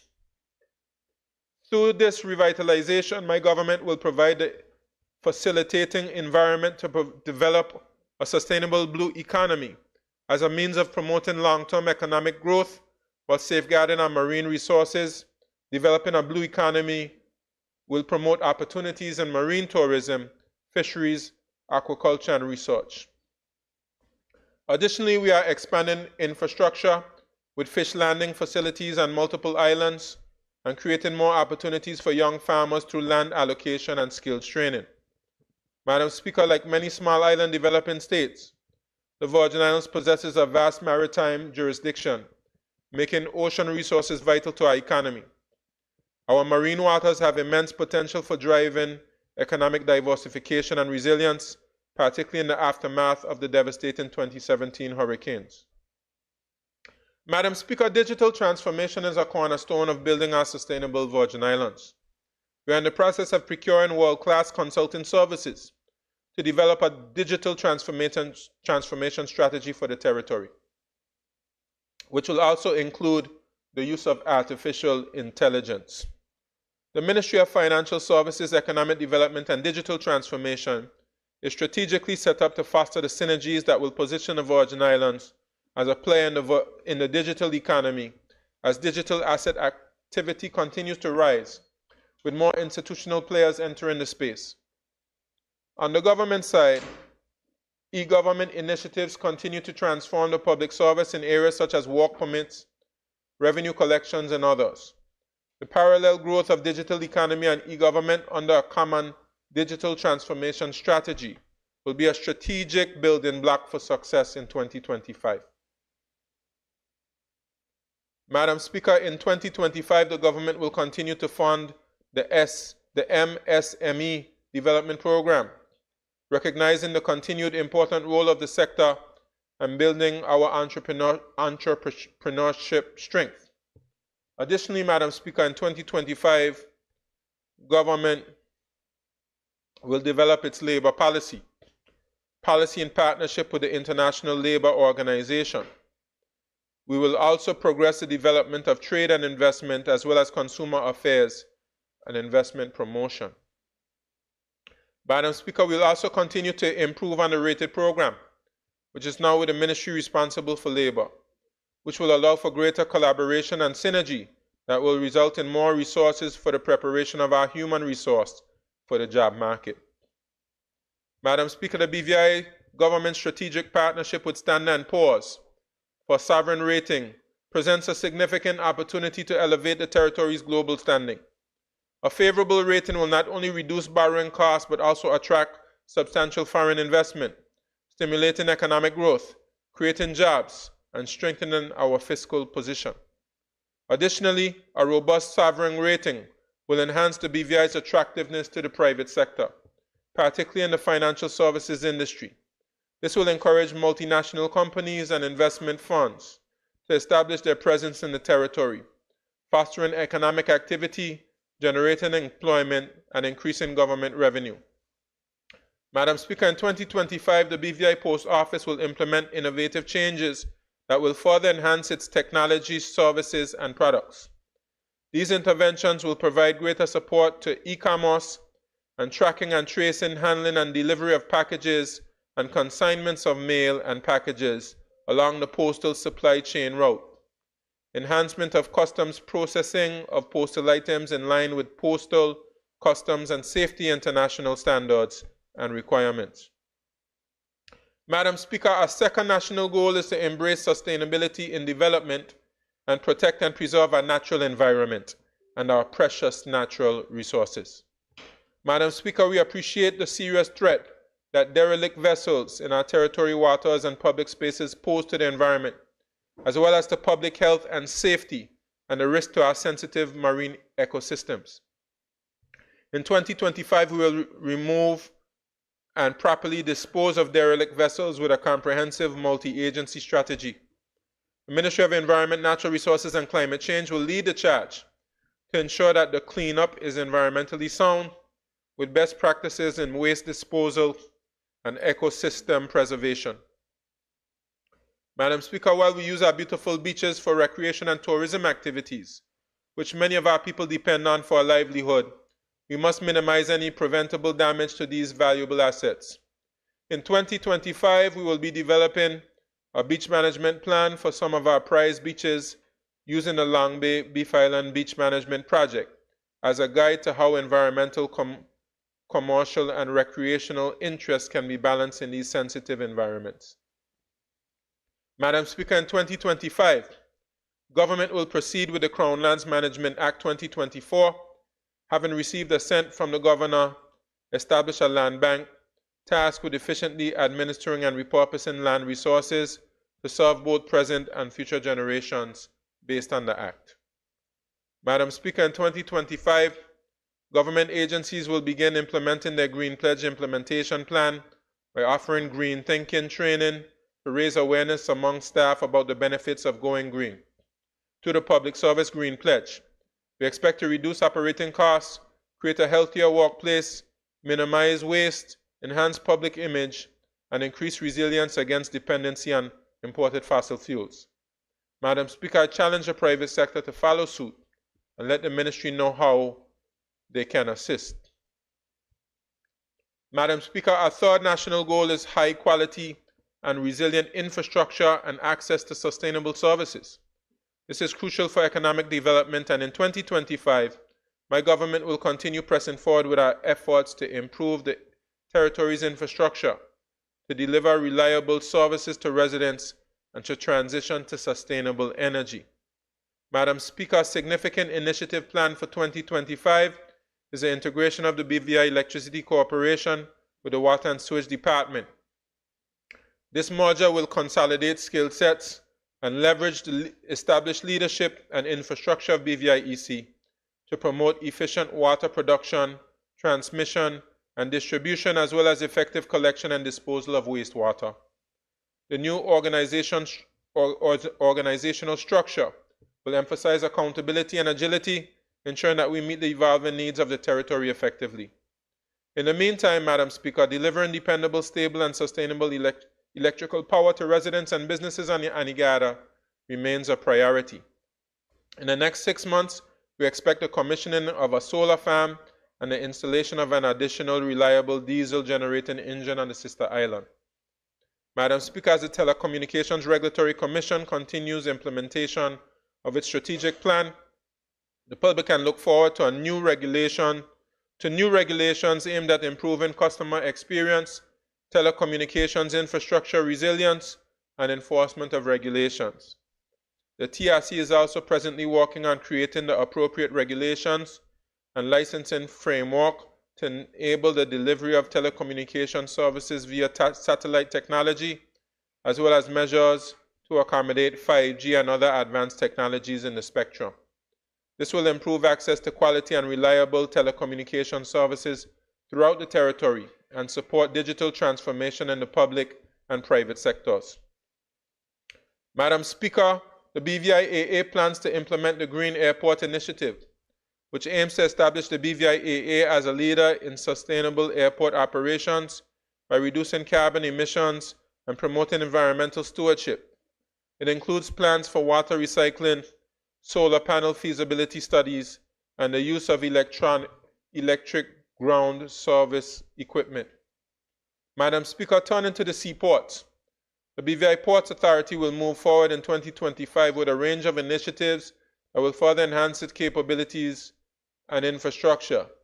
These include construction of a new general cargo warehouse at Port Purcell, which will significantly boost the cargo handling capacity, cargo dock apron repairs, ensuring their facilities are robust and ready for future demands, and rehabilitation of both the Road Town Jetty Dock and the Jas Van Dyke Ferry Dock, enhancing connectivity and accessibility for visitors. Madam Speaker, quite a lot of road rehabilitation work has been taking place throughout the Virgin Islands, and we intend to continue. In addition to road projects started in 2024 that will roll over to 2025, several projects, large and small, are scheduled for the new year to the Ministry of Communications and Works, and will include rehabilitation to roads and supporting structures on Anegada, Virgin Gorda, Jas Van Dyke, and Tortola. Madam Speaker, key hotspots have been identified throughout the territory through the assistance of a CDB-led consultancy, and the stage is set for immediate work. We are asking for the public to exercise patience during the construction periods as we attend to your calls to fix the roads. Madam Speaker, for 2025, infrastructure works under the Ministry of Communications and Works will also target the Water Network Improvement Project. The first phase of this program involves an aggressive leak detection program to identify and repair existing leaks. Additionally, Madam Speaker, repairs and upgrades of key reservoirs, including Fort Hill, Hannah Hill, Minton Hill in Virgin Gorda, and Sabbath Hill, are also part of this overall strategy. Once these major upgrades are implemented, residents throughout the territory can expect a much more reliable water supply. Simultaneously, Madam Speaker, the National Sewage Program is progressing with a three-pronged approach that targets key areas: Kingarden Bay, Eastern Longlook, and Road Town. In Kingarden Bay, the wastewater treatment plant has been successfully completed, and preparations are underway for the installation of new gravity lines to collect sewage effectively. In Eastern Longlook, ongoing works involve the repair and commissioning of the Paraquita Bay wastewater treatment plant, as well as the construction of a new sludge treatment facility and a main pump station at Long Swamp. Madam Speaker, tenders are currently being issued for the main gravity and pumping lines from the Paramtown to Long Swamp, along with the completion of gravity lines in the upper Longlook area. The final phase will focus on household connections, ensuring that homes and businesses can be linked to the new system. In Road Town, the Burt Point wastewater treatment plant has been commissioned, and tenders have been issued for the rehabilitation of the main pump station, as well as the extension of the effluent outfall line at Slaney. Upgrades are also planned for the Purcell Estate Pump Station and the Fort Burt Pump Station, with these essential works set to commence in 2025. Madam Speaker, we will continue the restoration and renovation of the Ralph T. O'Neill Administration Complex. The completion of repair works will not only restore the building, which has historically served as a seat of government and housed various ministries and critical departments, but also enhance its functionality and resilience, thereby improving service delivery to the community. We'll also reduce the amount spent on rent and allow these funds to be redirected to service other needs. We'll also continue our investment in classroom resources, including learning manipulatives for various subject areas to promote hands-on learning and critical thinking. Madam Speaker, we will prioritize musical instruments for both primary and secondary schools, enhancing students' creative and cultural experiences. Robotics and coding initiatives will extend into primary schools, fostering early interest in science, technology, engineering, arts, and mathematics. This expansion will be supported by the purchase of additional robotic kits and iPads to enhance learning. To support digital learning, we are implementing a comprehensive upgrade to our digital platforms, improving internet connectivity, updating hardware, and introducing interactive tools that promote digital literacy. Schools will continue to receive new photocopiers, and secondary school computer labs will be upgraded with modern computers and furniture to support our technology initiatives. The provision of smart boards will continue to ensure access to interactive hands-on learning tools.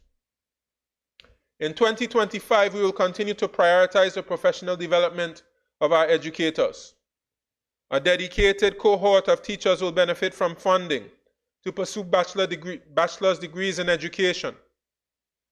And a second cohort will begin a STEAM certification program to support effective integration across the system. Through our ongoing partnership with HLSEC, we will offer funded certificates in teaching and leadership, as well as continuous professional development through the Institute of Education. The Mathavated project will continue, empowering educators to engage students and improve mathematics performance. Madam Speaker, early childhood development will be a key priority in 2025.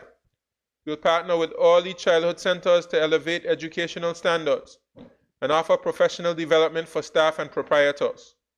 By prioritizing early education, we are laying the foundation for lifelong learning. Youth and sports development will continue to be central in 2025. We'll inspire interest in STEAM fields, foster leadership and entrepreneurship, and promote civic responsibility through after-school programs, summer camps, expos, and seminars.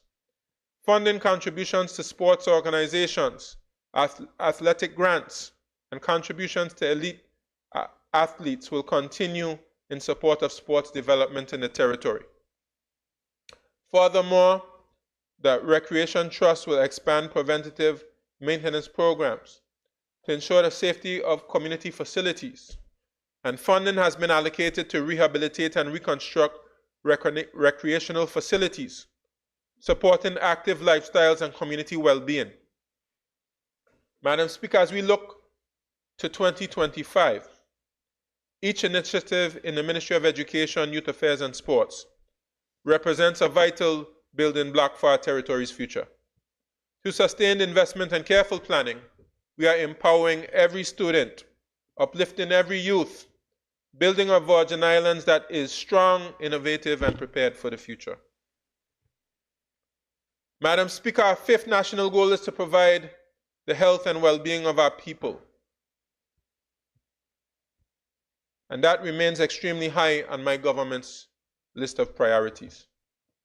In 2025, we will continue to repair and upgrade our key health infrastructure, such as the Dr. D. Orlando Smith Hospital, community centers, and social housing units.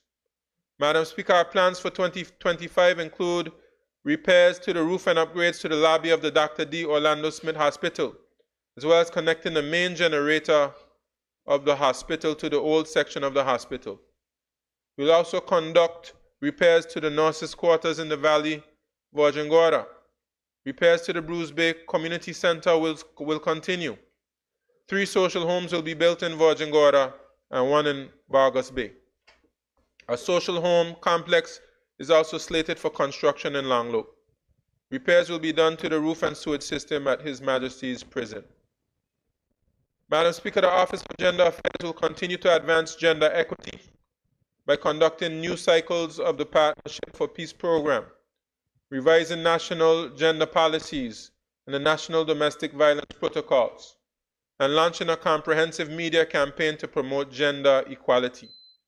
The Office of Gender Affairs will also continue capacity building workshops for gender focal points, including topics on gender responsive budgeting, sexual harassment, violence in the workplace, and why gender matters in climate change. Madam Speaker, the Environmental Health Division will focus on increasing community outreach and awareness, while the Safe Haven Transitional Center aims to enhance its community support initiatives, including establishing a soup kitchen and advocating for low-income housing options. In the area of public health, Madam Speaker, key plans for 2025 are to build on the work of 2024. In the area of health promotion, we will expand the BVI Moves program and bolster advocacy and raising awareness for diseases of importance through various health promotion programs. In the area of surveillance and information, we intend to continue the implementation of configuration of DHIS2 reporting system, implement events-based surveillance, and continue work towards developing a cancer registry in the Virgin Islands. We'll continue to work with the H. Lavity South Community College and partners to develop nursing education in the Virgin Islands aimed at training enrolled nursing assistants. With respect to medicines and pharmaceuticals, Madam Speaker, we intend to complete the national formulary and begin implementation of an antimicrobial stewardship program to prevent abuse of antibiotics. Additionally, the Ministry of Health and Social Development will be implementing a national infection prevention and control and antimicrobial resistance prevention committee to reduce healthcare acquired infections and limit antibiotic resistance. Cervical cancer, breast cancer, and colon cancer are targeted for prevention programs. The National Nutritional Guidelines will be launched with special emphasis on the priority groups such as children, the elderly, and antenatal mothers. The Public Health Unit will continue to work with the NHI and the BVI Health Services Authority to fine-tune the arrangements for governance and management of health services and complete a national health strategy plan. Madam Speaker, healthy living and lifestyles also require that we have suitable community facilities. The Recreation Trust will be expanding preventative maintenance programs further to ensure longevity and safety of our facilities in 2025, as well as increasing staff training opportunities to keep our teams updated on best practices and emerging technologies in facility management and strengthening partnerships with community stakeholders to foster collaboration and support for facility improvements. Madam Speaker,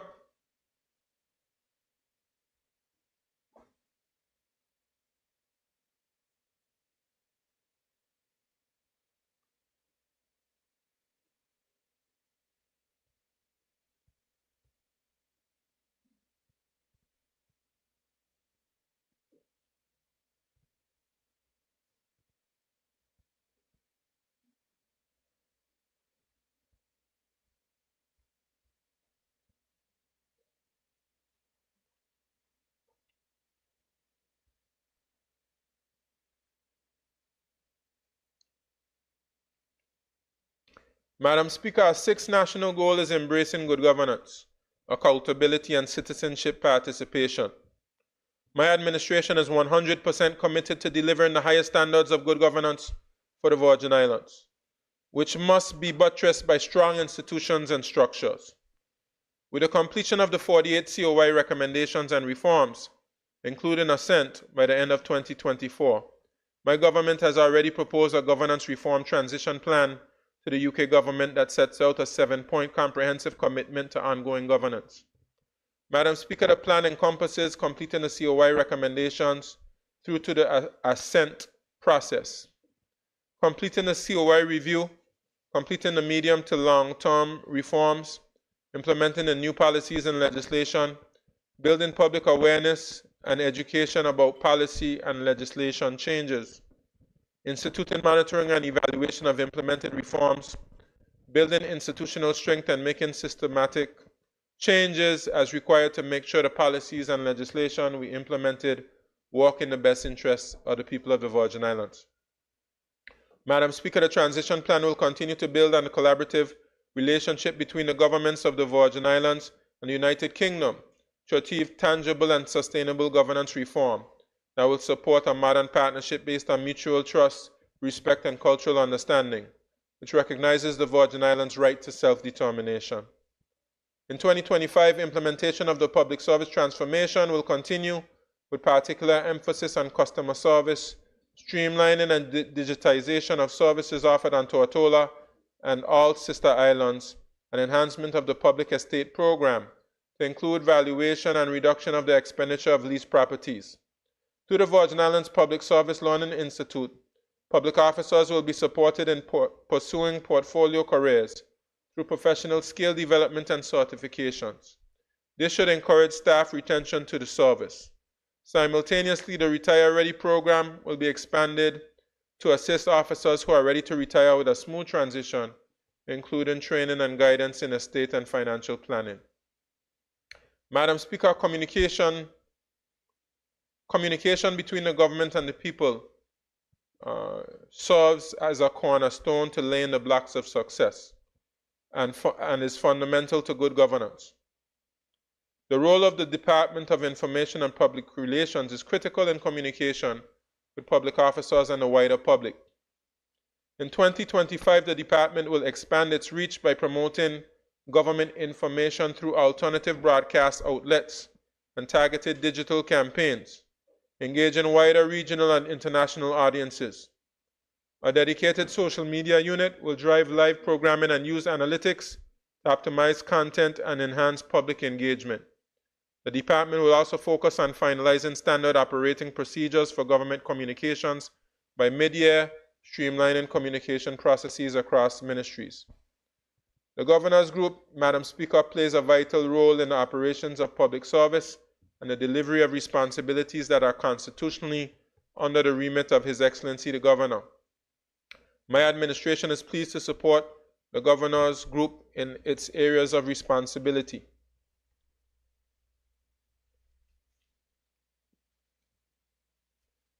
Madam Speaker, the Governor's Group and the Governor's Office and Group will have good partners in the governance reform program, and the Group will continue to have our support in the implementation and monitoring of the COI, law enforcement and mutual evaluation, and FATF recommendations.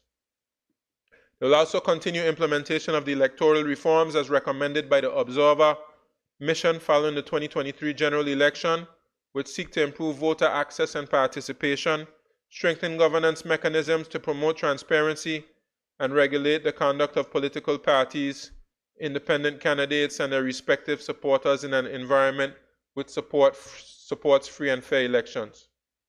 Madam Speaker, priority will be given to advancing restorative justice activities and advancement of other initiatives included in the Justice and Security Program framework. To aid in the fight against crime, the Royal Virgin Islands Police Force will commence the work on charging standards in collaboration with other agencies and introduce a counter-corruption unit in 2025. Full implementation of the vetting process is also a top priority across all law enforcement agencies. Madam Speaker, our efforts to safeguard the well-being and security of the territory will also be demonstrated in the development of a customs courier and cargo center. His Majesty's Customs checks cargo on a risk-based approach, which is guided by the World Customs Organization. The center will allow for a streamlined and effective approach to checking cargo that enters the territory and is expected to curtail fraudulent activities and the risk of revenue loss. Equally, Madam Speaker, the Customs Automated Processing System is undergoing a significant upgrade to enhance its capabilities and efficiency. This upgrade is essential to keep pace with technology and evolving industry standards. The initiative focuses on upgrading CAPS, improving computing power, data storage capacity, and user experience. Government has allocated funds for this project and has entered into an agreement with IBM to procure a new server and related software. While some components like the UPS backup batteries and the server have been delivered, work continues on procuring transfer software licenses and finalizing the server's physical installation. The government is actively working to address the issues with the existing system and aims to complete the upgrade by the end of the second quarter of 2025. Madam Speaker, measures will also be put in place to improve efficiency in the functions of the courts. These include amendments to the Magistrates Code of Procedure Act to facilitate the service of summons on a defendant via email communication, implementation of a second criminal court, training for all court clerks to ensure that they are fully equipped to efficiently support the judicial officers in this role, and identifying solutions to speed up preparations of transcripts. His Majesty's Prison falls under the responsibility of the Ministry of Health and Social Development. Investments will be made to improve security and safety at the HMP, increase staffing numbers and provide relevant training, expand rehabilitation programs to farming, woodworking, and welding projects, and access to training, counseling, and reintegration coaching for inmates. Madam Speaker, the BVI government is committed to improving the public procurement process. We'll review the Public Procurement Act and regulations to address the implementation challenges and ensure greater efficiency and transparency. To further streamline procurement, we plan to increase the procurement threshold that requires Cabinet approval from $100,000 to $250,000, and threshold for restricted tenders from $10,000 to $25,000. This will provide ministries and departments with greater flexibility while maintaining accountability and ensuring value for money. Madam Speaker, it is my intention to reintroduce the Economic and Fiscal Advisory Council, which will provide independent and expert analysis and advice to the government on economic and fiscal policy issues. The Council will assess the macroeconomic outlook and risks, review and evaluate government policies, conduct research on key economic challenges, and foster dialogue between the government, private sector, and civil society. The Economic and Fiscal Advisory Council will be composed of members appointed by the Minister based on their expertise in economics, finance, and related fields. Madam Speaker, the government recognizes the importance of a sustainable pension system for our public officers and employees. While the current non-contributory defined benefit plan has served its purpose, it is evident that a more sustainable approach is necessary to secure the financial future of our public servants. To address this, the government has commenced the process to transition to a defined contributory pension plan, a model proven successful in many jurisdictions. This shift will ensure the long-term security for our public officers and employees by sharing the responsibility for funding the pension.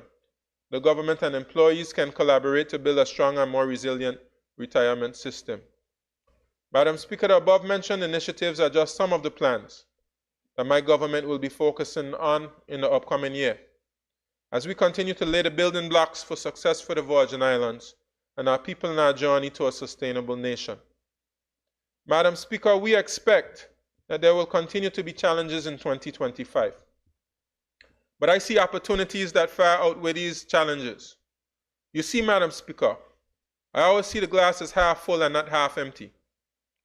That helps all of us to see the opportunities that are right before us and meant for us. If we are going to build a sustainable Virgin Islands, Madam Speaker, we need nation builders who are going to seek out and capitalize on opportunities for themselves that serve the national interest. You see, Madam Speaker, to build a sustainable Virgin Islands, we must have the right persons in the right positions, pursuing their purpose with passion. My 4 Ps, Madam Speaker. With that said, Madam Speaker, to assist us in executing the plans for 2025, I'd like to share some overarching initiatives I plan to pursue to help the Virgin Islands lay the blocks of success in 2025. I alluded to the first one, Madam Speaker, and that is to place nation builders in positions where they can pursue their purpose with passion to build a sustainable Virgin Islands. Bring your 4 Ps and let's build a sustainable Virgin Islands. The second initiative, Madam Speaker, is to capitalize on the public-private partnerships model as a key building block of success. Madam Speaker, our success in building the Virgin Islands over the past decades has been due to strong public-private partnerships, particularly in the financial services industry. We use the innovation, creativity, and resources of the private sector and combine that with the facilitation and regulatory function of government to move the territory forward. We are seeing the significant impact on the education sector and other sectors thanks to community partners such as Unite BVI. Madam Speaker, I see PPPs playing a major role in every aspect of developing the Virgin Islands, including helping us to achieve in every aspect of our 6 national goals. We have already begun to formulate PPPs and will be soon launching the first one, called the Road Town Development Partnership, that will bring government, businesses, and persons with an interest in our capital together to make our capital all that it can be. Madam Speaker, we have also started to formulate PPPs for youth development, community beautification, healthy lifestyle, and other areas with the principle of shared prosperity, giving back to help the greater good. Madam Speaker, my third initiative is to widen and deepen our engagement with Virgin Islanders in the diaspora. The vast talents, resources, connections, and influence of the Virgin Islands diaspora is a valuable resource that can add significant building blocks to our success. I will be consulting on a Virgin Islands diaspora policy with the intent of formalizing the role of Virgin Islanders in the diaspora in the development of the Virgin Islands. In addition to these initiatives, Madam Speaker, we will finalize the policy for the introduction of a community development model, which will involve the formulation of district councils. Madam Speaker, government cannot do it alone.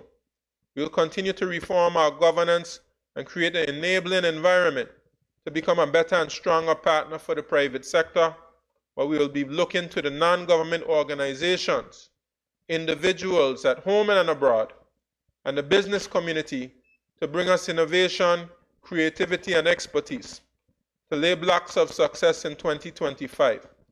So bring us your best ideas, suggestions, and most of all, bring your 4 Ps. Madam Speaker, as I get ready to close, I'm reminded of the quotation that says, "Not all storms come to disrupt your life. Some come to clear your path." Madam Speaker, I think that quote tells the story of the Virgin Islands over the past 7 years. You see, Madam Speaker, we are a relatively young nation, having only gotten representative government 74 years ago, ministerial government 57 years ago, and control of our finances 48 years ago. So, Madam Speaker, when you consider that it is less than 50 years since we gained our current level of governance autonomy, and further consider the rapid rate of development and change that followed up to 2017, you must appreciate that the amount of rapid change stressed our foundation and brought on the socio-economic challenges that came with it. We needed a reset, Madam Speaker. We had lost our bearings.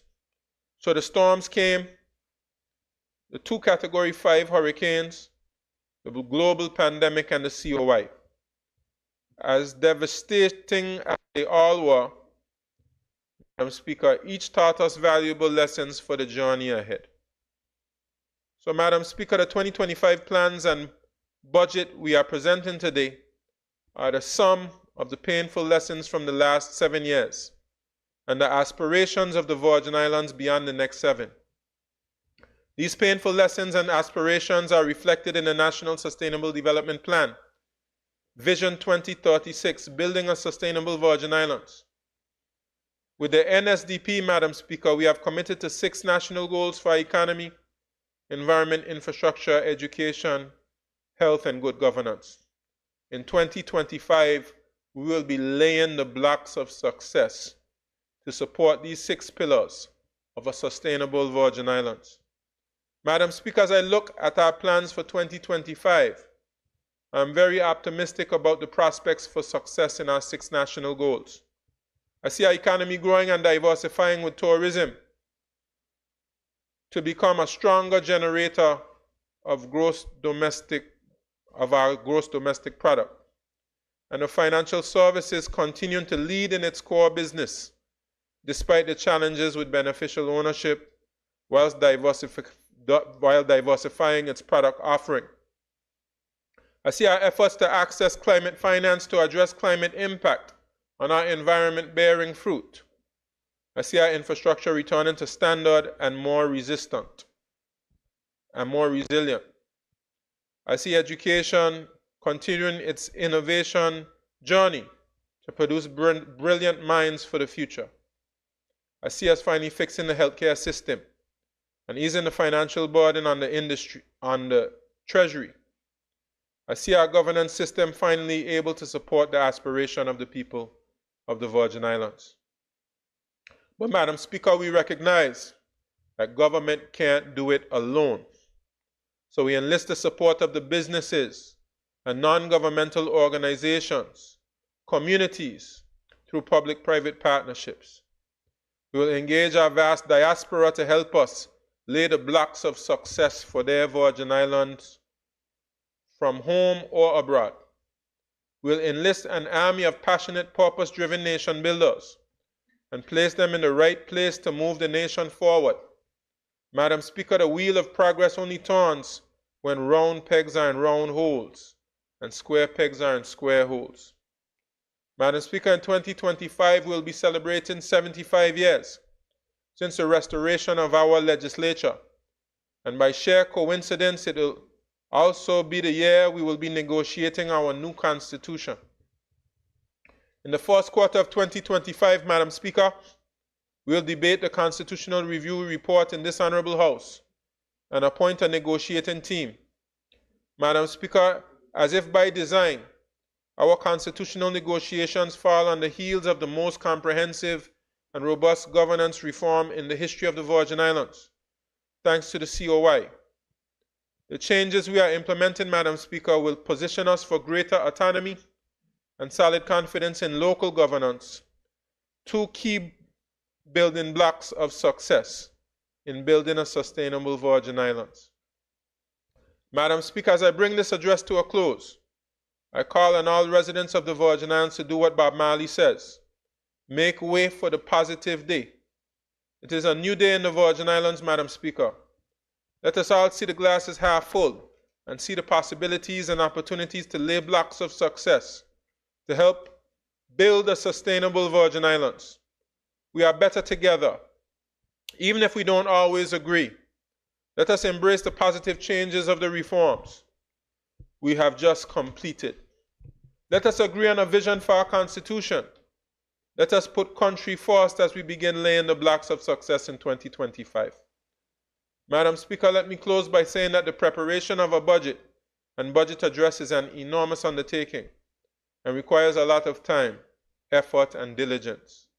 I wish to thank my Financial Secretary, Mr. Jeremiah Fred, and his team at the Ministry of Finance for all their support and hard work. I wish to thank all my ministers and junior ministers for their contribution and ideas. Special appreciation must also go to the Deputy Governor, Mr. David Archer, and his team. I also want to thank all the permanent secretaries and public officers in all the ministries.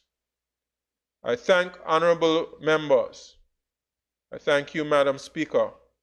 I thank those in the gallery and those listening online and on the radio for your kind attention. May we continue to lay the blocks of success, and may God continue to bless these beautiful Virgin Islands. I thank you. Thank you. Premier, we will take a brief recess.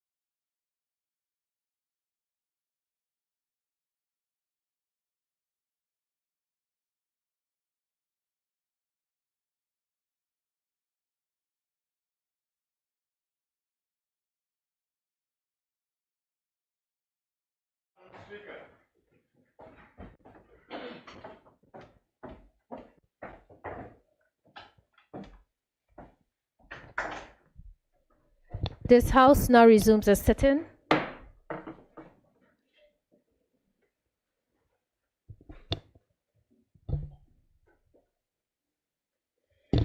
Honorable members, it has been moved and seconded that the bill shortly entitled Appropriation 2025 Bill 2024 be now read a second time. Those in favor? Those against? The ayes have it. I call upon the clerk to read the bill a second time. This bill may be cited as Appropriation 2025 Bill 2024. Thank you. I call upon the Minister of Finance to move a motion. Thank you, Madam Speaker. I move that the debate on the merits and principles of the bill entitled Appropriation 2025 Bill 2024 be deferred until a later date.